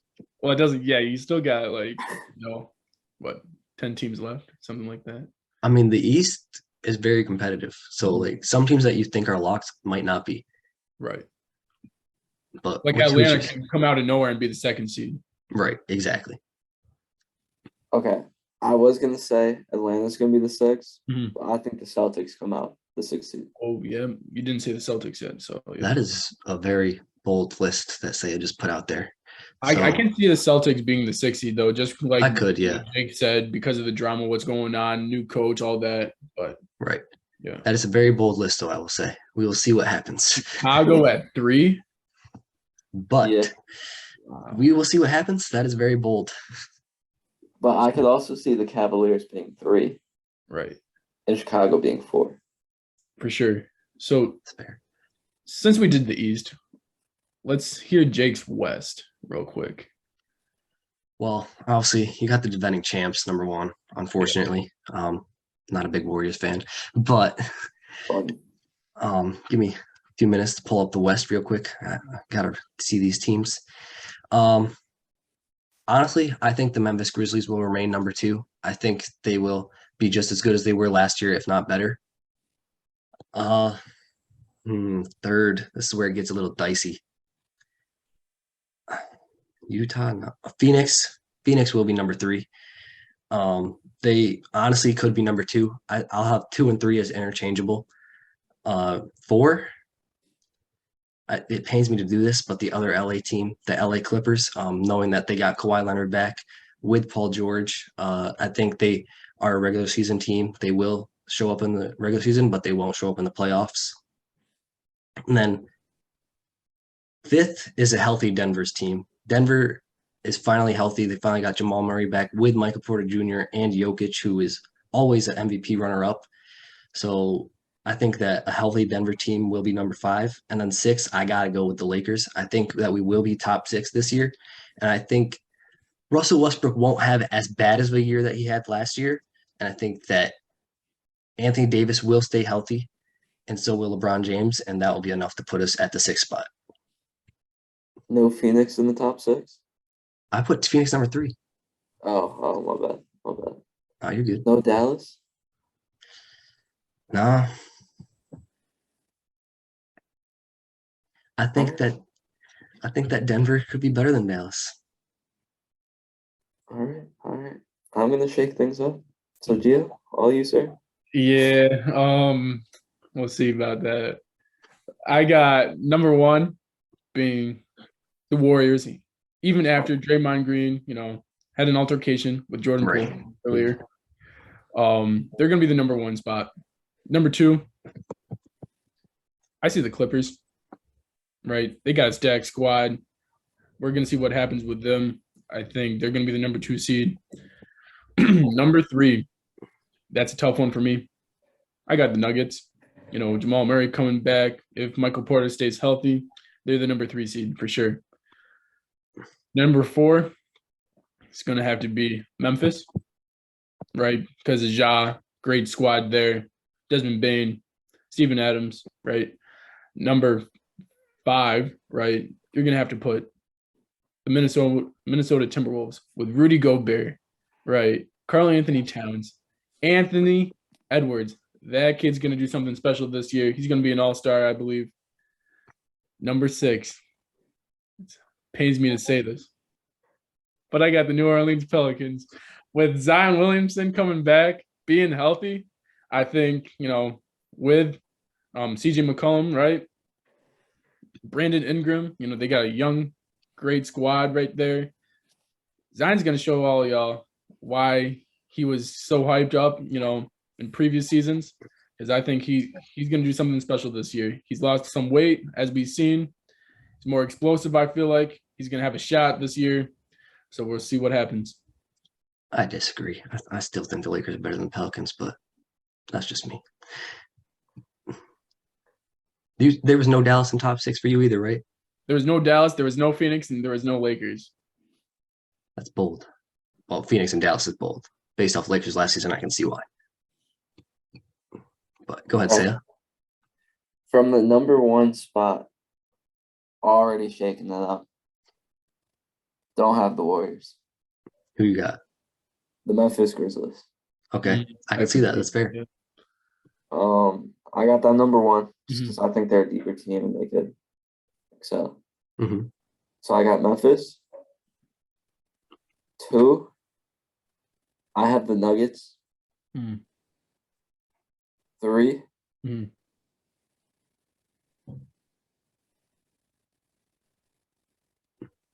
Minnesota. I knew it. Yeah. No, bro. I don't think they're gonna be as good as you guys think, but Really? we'll see. Anthony Edwards is that guy, though. I don't believe in Rudy Gobert. I don't think he's gonna Wait, improve where'd you them that put much. Minnesota? I didn't hear that part. Yeah, where did you put Minnesota? I put them at, I believe it was 4 or 5. I think it was 4. I think it was 4. Oh, no. I just don't believe that Rudy Gobert is gonna improve them that much, but that's just me. I have the Warriors at 4, Mhm. Mhm. I can see that. the Clippers at 5, Yeah. Okay. number 6, OKC Thunder. Wow. Well, no. Don't laugh. Don't laugh. Why? Please. All right, Explain hear me your out. thinking. Hear me out. Yeah. I know they're lackluster at the center position, but this is regular season. You hear me? Right. Yeah. So any team that's got like a decent center power forward is Mhm. going to do well against them. But no team is going to compete with Shea taking another step. I have Shea being an all NBA player this year. Even if that happens, he got no one around him to make him a top 6 team. Excuse me. Louis Dort. Come on now. Louis Dort. Lou Yes, sir. Dort is Yes, sir. overrated. I'm going to say it. Oh my golly. Oh, nah, you did it. You done did it. You did it. He is one of the best defenders, puts in the most effort. Yes, His he's a off- great defender. His offense is overrated, though. What do you mean? It's not great, but it's continuing to get better. It's not enough to make him a top 6 seed. What do you mean? They're not a top 6 seed. I The do only reason agree. they're at the bottom of the West every year is because they stopped playing Shea and Glue and all their decent players. Like They half played their him all team. year last year. Huh? They played him all year last year. What you mean? Shea played all year last year. I'm pretty sure Shea got sat down for a good amount of time at the end of the season. Yeah, towards like the last 10 games, of course. All right, listen. Hold on. Gio, say what you were gonna say real quick. I thought I was gonna get crucified for not putting Phoenix, or Dallas in the top 6. For you to have OKC over those 2 teams alone, Literally. like Phoenix, I was very strongly believing they could be top 6. Mhm. But I just thought those other teams were just better than Phoenix. But to have OKC Thunder over Phoenix and Luka Doncic, Luka Magic in Dallas, I'm not even baffled by those teams. You put them over my Lakers, bro. That's just insulting. that's fine. I can see that. No, they will never be. They will never be better than the But- Lakers. Well, they did go 2-2 last year against OKC. Okay, that's because we didn't play LeBron. If we played LeBron, we would have swept. I don't know about that one, but at the same time, who did they add though, Nick?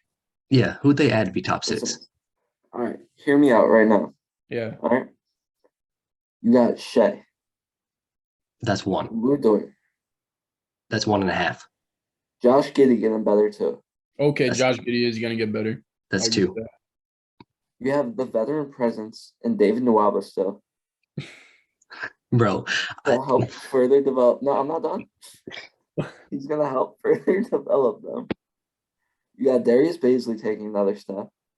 Yeah, okay. Trey Burke is there to also help mentor Lou and Shea. Yep. Marquise Chris helping out the forwards. the Oklahoma Yeah. City. Go ahead. Mike Muscala playing the 5. He's 40 years old. Veteran presence. If they make the 6th seed, I will call you the greatest NBA analyst of all time. If they make the 6th seed, that's how confident that I am that's not going to happen. I will give you $100. When it happens, I don't want no bread. Just I just a want y'all to recognition. admit. Yeah. I am Let's sorry, play the game. but the Oklahoma City Thunder will be one of the worst teams in the league again. And I will go as far as saying the worst team in the West. I agree with that. I see Sabonis and De'Aaron Fox, being better than that OKC Thunder team. No. I Those two am sorry, alone are Sam, better than those. but you have just made one of the boldest takes I've ever seen at 11:33 p.m., and I do not think it will play out well. It's even from my standards, that's it's even worse than Gio's Hail Marys. No. But I don't want to hear it. we will be talking about this. I will go as far as saying when the Oklahoma City Thunder are 0-10 at the beginning of the year. Listen. It's gonna happen. It's not going to happen. The Los Angeles Lakers will be better than the Oklahoma City Thunder. The Dallas Mavericks will be 10 times better than the Thunder, and the Suns will be 20 times better than the Thunder. Listen, the Mavericks are gonna be trying to get into the plan. They're gonna be in the plan. The Lakers are in the plan. The Thunder aren't in the plan or the playoffs. Bugging. Swiper, I love that kid. He's one of my favorite players in the league, if not my favorite. But the Kings are cursed, so they're not making playoffs. The Thunder are cursed too. Oh, but they're not gonna be worse than The Kings can the Kings can get 20 to 25 wins. I will say that. They'll if not more. OKC can get up to 40. No, OKC can get 15 max. What do you mean? OKC 15 to 18 max. That's their limit. So So who does Minnesota have on their team? That's beating OKC. Who does Minnesota have on their team that's beating OKC? They have OKC. Anthony Edwards can beat him single-handedly. I will go as far as saying that. No. You're right. I did not mean to say Minnesota. Sacramento? Okay. I take that back. I apologize. The Utah Jazz. Who's beating them on Utah? Okay, nobody on that because they're tanking. They're rebuilding. Okay. Jordan Clarkson's still there. He's still goated, but he's not going to beat OKC single-handedly. Okay. Portland. Who's going to beat OKC? Dame. Jeremy Grant and Damian Lillard. Dame. Grant. Dame. Yeah. Dame himself. Dame himself can have a better record than the Thunder. By himself. Simons, too. Don't forget about that. Damian Lillard is better than Shai Gilgeous-Alexander. I'm sorry. Okay. And you also got Simons, Jeremy Grant. And Nurkic. Lou Dort. Josh Giddey. Nah, bro. The Blazers are better than the Thunder. Oh, I totally forgot to mention the Blazers because they're a sleeper team as well. I think. No, I expect they can bring them to a 10 seed for sure. They'll be in the play-in. No. I think they'll be a 10 seed, but they're not gonna be a contender. Watch. They could they're not gonna be a contender, but watch. I think they can win 2 games to go into the playoffs. I think they could, but they'll be a first round. Unfortunately, I'm one who had the cliffhanger that time.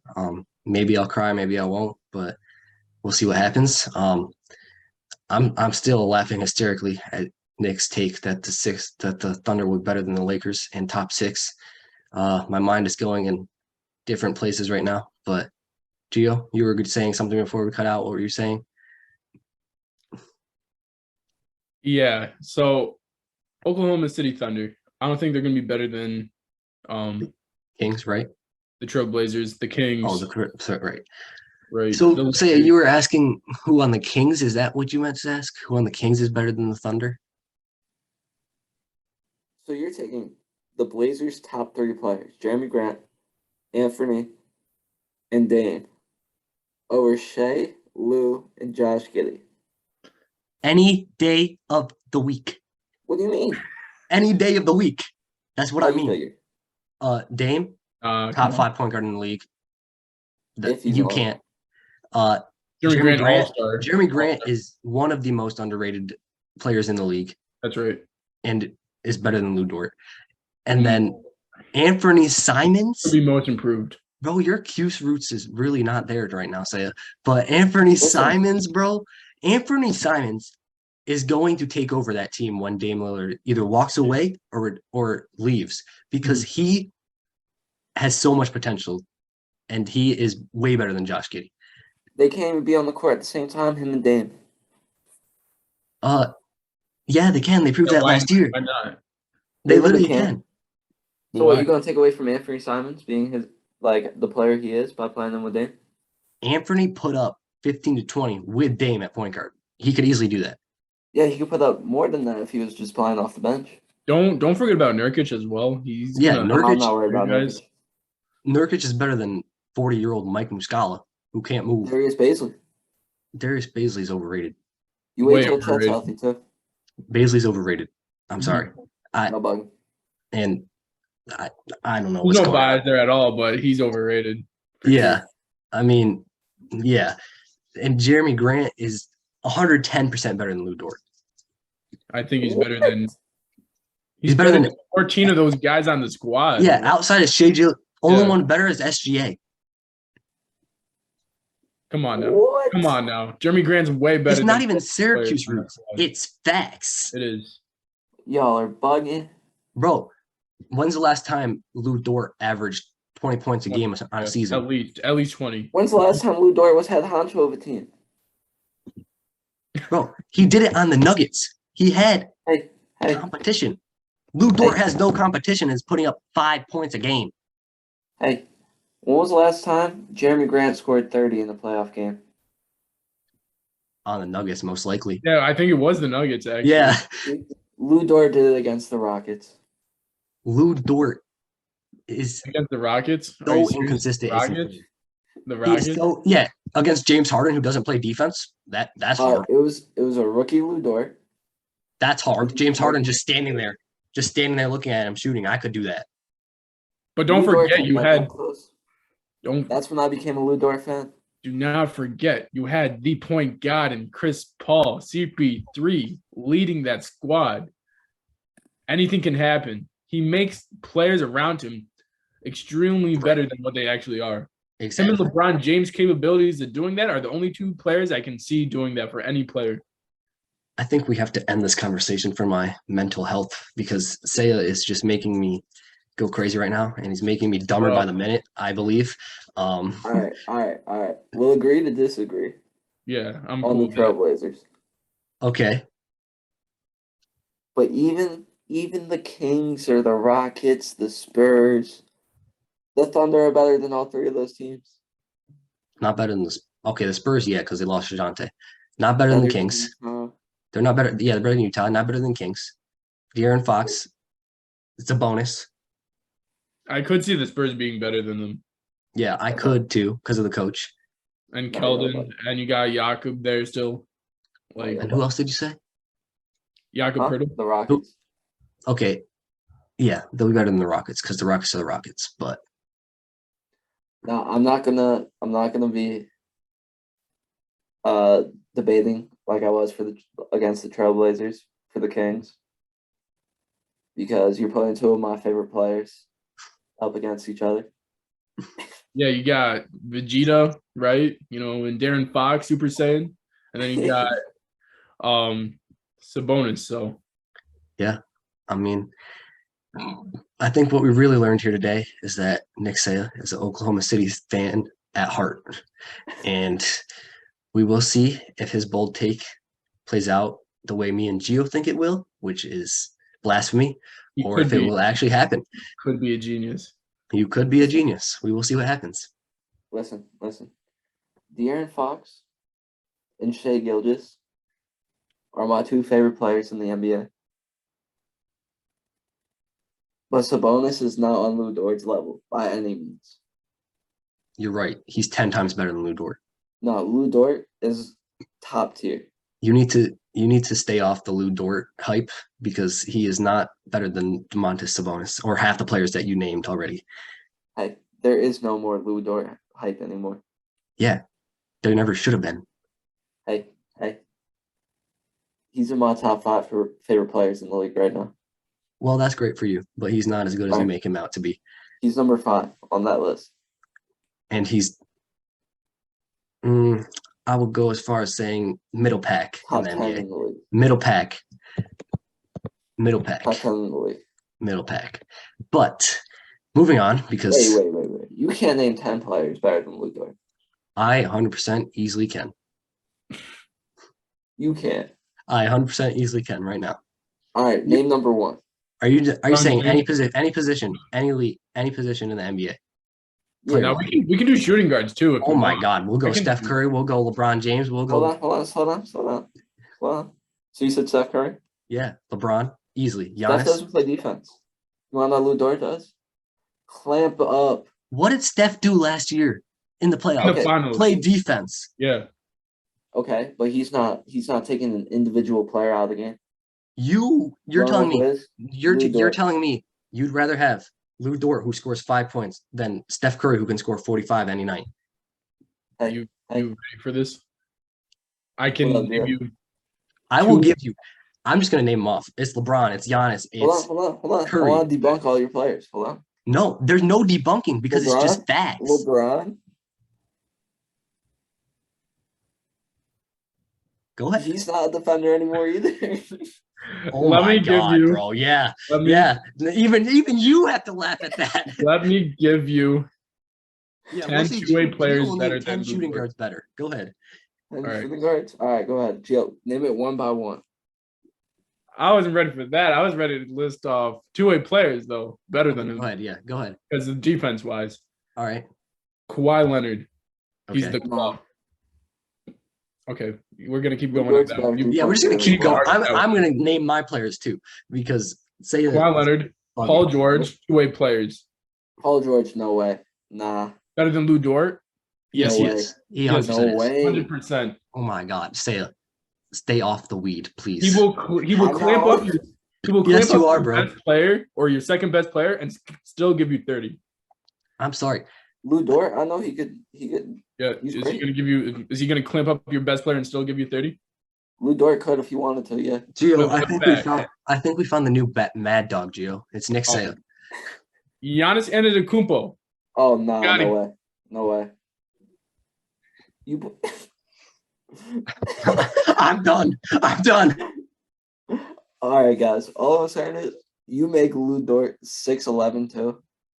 Lu Dort's better than Giannis. All right. Oh my God, he is not scoring 50 points in a finals performance. He is not.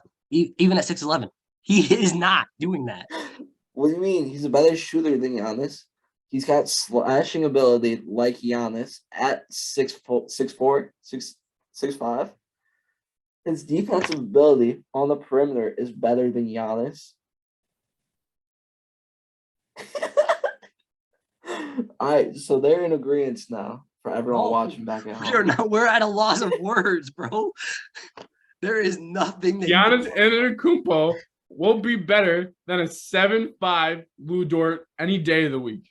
he'll be better than the no tallest man in the world, Lu Dort, any day of the week. Okay. The thing is, Lu Dort doesn't even have to be that tall to be better than Giannis. Going forward, I think I had 4 players as well. Right. I'm gonna put even Evan Mobley better than him. Evan Mobley? Evan Mobley. I agree. What does he do? Defense and offense. Evan Mobley blocked shots. When's the last time Lu Dort did that? Oh, I'm sorry, Lu Dort's not Dwayne Wade, the best shot blocking guard in the league of all time. But Lu is Dort will clamp statement up right on the there. perimeter. True statement. Yeah, he will clamp up on the perimeter. So can Evan Mobley. He can switch 1 through 5 as a center. You want Mobley to guard Shea? Yeah. I wouldn't be afraid. Guess who guards Shea in practice every night? And why Shea's a dog? Lu Dort. Okay. I can even name Colin Sexton as well. Oh, nah, get out of here. Offense and There's no way defense. you I'm actually think giving that you one. two-way players that are better than Lu Dort. That's There's the no only way you one. That's actually the think only that one one. I'll debate because Colin Sexton, are you kidding me? yeah, There's no I think Dort? Lu Dort. I think Lu Dort's defense is better than Sexton's. And his offense. Sexton defense is there. Yes, but I think Lu Dort's is better personally. Yeah, but put Colin offensive ability as well. Sexton's mental in Lou Dort, where he's just checking up shots. Yeah, he's outscoring Colin Sexton. He's a better all around player, offensively and defensively. Okay, sure. No, can say that, offensively, but- Sexton is better. But we're gonna keep going. We're just gonna That's only because he's so selfish. no, we're just gonna dethrone Saya. We're not gonna acknowledge his thoughts right now. Gio, keep going. I will say Anthony Davis when healthy, even Yes. Nope. in street clothes, he's better than Lou Dort any day of the week. 100%. Nope. He can't stay on the court. How can you say he's better? I said even in street clothes, he's better than Even Lou in Dort. street clothes, bro. What do you mean? Like, he doesn't even have to play, he's when better. Anthony Davis is on the bench, he scores 0. Okay, Lou Dort majority And of the time guess what? scores Lou 0 Dort too. scores 5. Scores 0. Oh. Oh wow, 5 points. Wow, that's Scores so good. That could win Oh. anybody a game. Also, Yeah, but guess what? He's also clamping up your best player. Boom. OKC doesn't ask Lou Dort to score. They give the ball to Shea and Josh Giddey. And You that's can't why they blame suck. Lou Dort for being a team player. I'm Something putting Anthony Davis can take on. I am putting Ben Simmons better than Lou Dort as well. Oh, no, you ain't. No, you ain't. Yes, he Yes, is. I am. No, you ain't. Defensively wise, yes, 100%. And only offensively because of his wise, size. Lou Dort only scores 5 points. Offensively wise, No. yeah, they both do the Defensively same gives thing. They you at both least drive 10. to the rim. That's right. What you mean? Lou Dort can shoot now. Decently shoot. Okay. So yeah, Ben Simmons is also better. I think that's like 10. Okay, you make Lou Dort 6'10". He's way better than Ben Simmons. He's averaging $150. No, he's averaging 5 still. But Buggy. why are you putting height into this? Because if you make Steph Curry 6'5", obviously everything else can change as well. No, you make got- Stephen Curry 6'5". He's still checking threes. Yeah, but he's a better guard I need Saya to get Okay, off. but why is Ben Simmons better on defense than Lou Dort? because he is. He just is. He's For better. what? Why? Because is he better around the perimeter or is he better perimeter to paint? Both. He's both. He's the not better efficiency around the he perimeter. has. Yes, he is better around the perimeter. 100%. No way. 100%. Who's Okay, getting how by many- Ben Simmons? Nobody. Who's getting by Lou Dort? Half the league. Nobody. Half He the has- league. He has the hands Did you of even a watch guard. OKC play last year? Yes. And if you put Lou Dort on LeBron James would go by him 10 out of 10 times. Okay. You put Giannis on Ben Simmons. Who's winning that matchup? Okay, Giannis. Okay. You put James Harden on Lou Dort. Who's winning that matchup? Not like scoring to scoring, but like Harden on offense versus Lou Dort. James Harden. Yeah. Then he averaged what, 25 points a game in Bugging. the playoffs? Bugging. Even Lou then, Dort is slowing that boy down and pretty much stopping him. No. to 25 points a game. No. I'm just gonna name No, bro. 10 other players. We got Steph Curry, we got LeBron James, we got Steph Kevin can't play Durant, defense? we got Giannis again. Kevin Durant. Collins, Yeah, I would no. say Trae Steph Young. Curry. we got half the league is better than Lou Dort. That's all I'm gonna say. I can name 3/4 if you want. 3 what?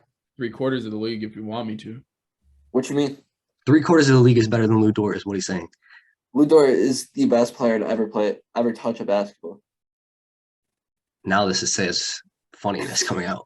Okay, all right.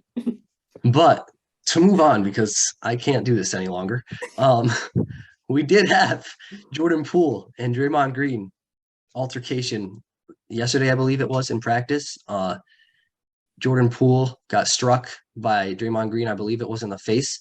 And I think Draymond, obviously, this isn't the right way to handle it, but Draymond did say that the teammates, not only Draymond, but every teammate on the Warriors have seen Jordan Poole's character change and they don't like it. Obviously, there's better ways to handle it than punch him in the face. You can take him to the side and talk to him. This wasn't the right way. There will probably be some discipline for Draymond, but what are you guys' thoughts on the whole situation? I think it's kind of crazy that it happened, especially them coming straight from the finals, You're right. coming off a finals win. I think that Jordan Poole's just getting too cocky because he thinks he's like he's definitely one of the best players in the league, but like he thinks he's like, I feel like he puts himself in that category with like LeBron, Steph, and all them already. No, there's no way he does that. I feel like I think he's that kind of guy from what I've seen with him on the court. I think he would be that kind of guy, and I think he thinks he deserves like 150 mil or something like that. Well, okay. What I think the problem is that they're coming fresh off a championship. So I think Jordan Poole is kind of like slacking right now. And Draymond, he's going to be on that because he wants to go back to back. And I think Jordan Poole thinks they're going to be able to coast back into it. Okay, that's fair. And I think that's where the whole thing started. And I think what you said comes into that too. But not to where he's like, yeah, I'm better than all of y'all. Yeah.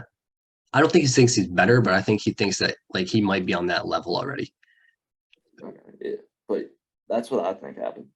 That's fair. I could see that because like he thinks, oh, it was so easy the first time, it's gonna be easy again. But He's like so young. He hasn't right, even and but know. like Draymond, Steph, and Clay, no, it's gonna get 10 times harder. Yep. But what do you got to say about it, Gio?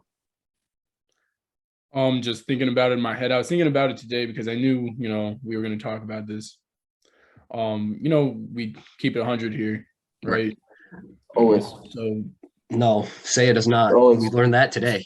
well, we all keep it 100. It's just in our own opinion, especially Right, yeah. my opinion, can be out there sometimes. But My opinion's always right, according. Yeah. Okay. According. Okay. Whenever Lou Dort's brought up, always right. Okay. Keep going, Gio. We're gonna ignore Saya. Yeah. So, anyways, what I saw Jordan Poole play, on the court, it looked like he was a, so I don't want to say a selfish player, but it looked like he was going for himself more than the team, right? Yeah. Where he wouldn't, like I saw Klay Thompson open, or why wouldn't you defer to one of the greatest shooters ever in Klay Thompson? Right. These, game, tying, situations, or, late in the shot clock, why wouldn't you give it to him? And he would take the shot himself, right? And that's why I think, he's more about himself as stat-wise on the court and, of how he performs on the court than how the team performs. But at the same time, Steve Kerr did post or, say today how, his characteristics are not, all the accusations, right, of his characteristics are not true. Mm-hmm. It can't be further from the truth, I believe he said. Yeah. So for me, like, I don't know what to believe. I wasn't there. We don't know what really happened, right? For me, I know Draymond Green, right? We've seen Draymond Green. We've heard Draymond Green. His podcast is, popping off. We, if you watch that, you've seen how he talks, and he's a very intelligent player. Right. Draymond Green was most likely, getting in his face to be like, hey, man, just like you guys said, it takes a lot to go back to back. We've done it. Right. They went back to back to back. Right. They went 4 years in a row, I believe. Right. And won 3 years in a row. So like they know. Right. No, well, they won twice in a row. Oh yeah, right.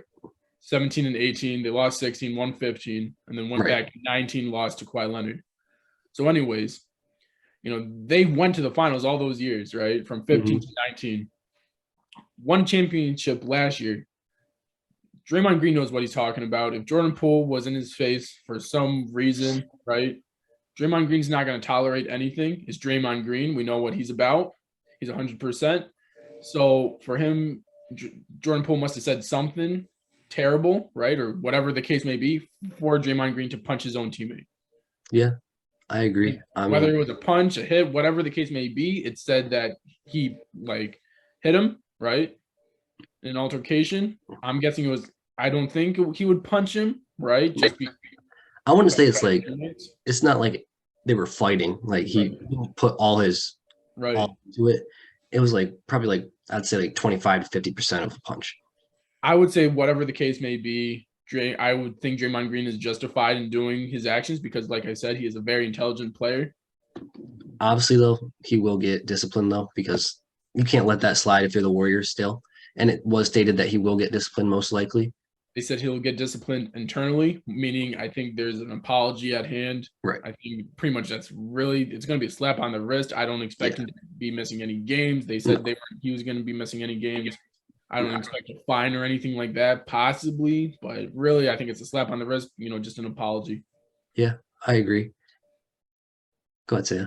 So do you guys think he actually punched, or do you think because I see a couple of scenarios where he could have just like smacked him upside the Right. That's head. what I thought. Right. Yeah. But with that, I don't see it getting as much media attention. Right. It was just I a think it smack was like, upside the head. yeah, right. I think it was like a punch, but like not like a forceful punch. It was just like Right. a stop playing with me punch, like that kind of punch. Might have been a slap. Yeah, right. I wouldn't Exactly. expect a slap. Because like people say like, Will Smith's punched Chris Rock, but he didn't. He slapped him. Right. So Yeah. like, we don't know. We weren't there, obviously, but like I don't think it was like something that could have like threatened Jordan Poole's health. Yeah, I don't expect them to square up and Draymond Green to actually like Right. sock him in the face with a punch. I expect like a knock upside the head, be like, "What are you doing?" Right. Yeah. Get I your just head in the game. I just wonder if this is like gonna affect Jordan Poole and Draymond Green for the rest of the year, or like will they just be like, my fault, like move on? I think that comes down to Jordan Poole. Yeah, that's what I'm saying. Like, will his ego allow him to forgive him? If you want to be a winner, you're gonna be like, yeah, this dude's gonna help me win. Like, all right, Right. we were both in the wrong. Let's keep working.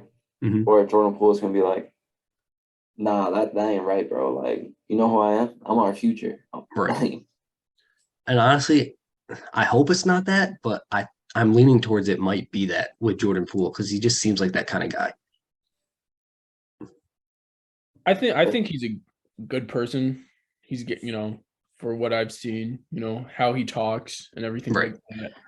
But for the most part, I think this could potentially help the team, right? Because if his head was getting too big, if his ego was getting too large, Right. then this could potentially help the team and keep him in place, right? And have him know his role in the team, at least of right now.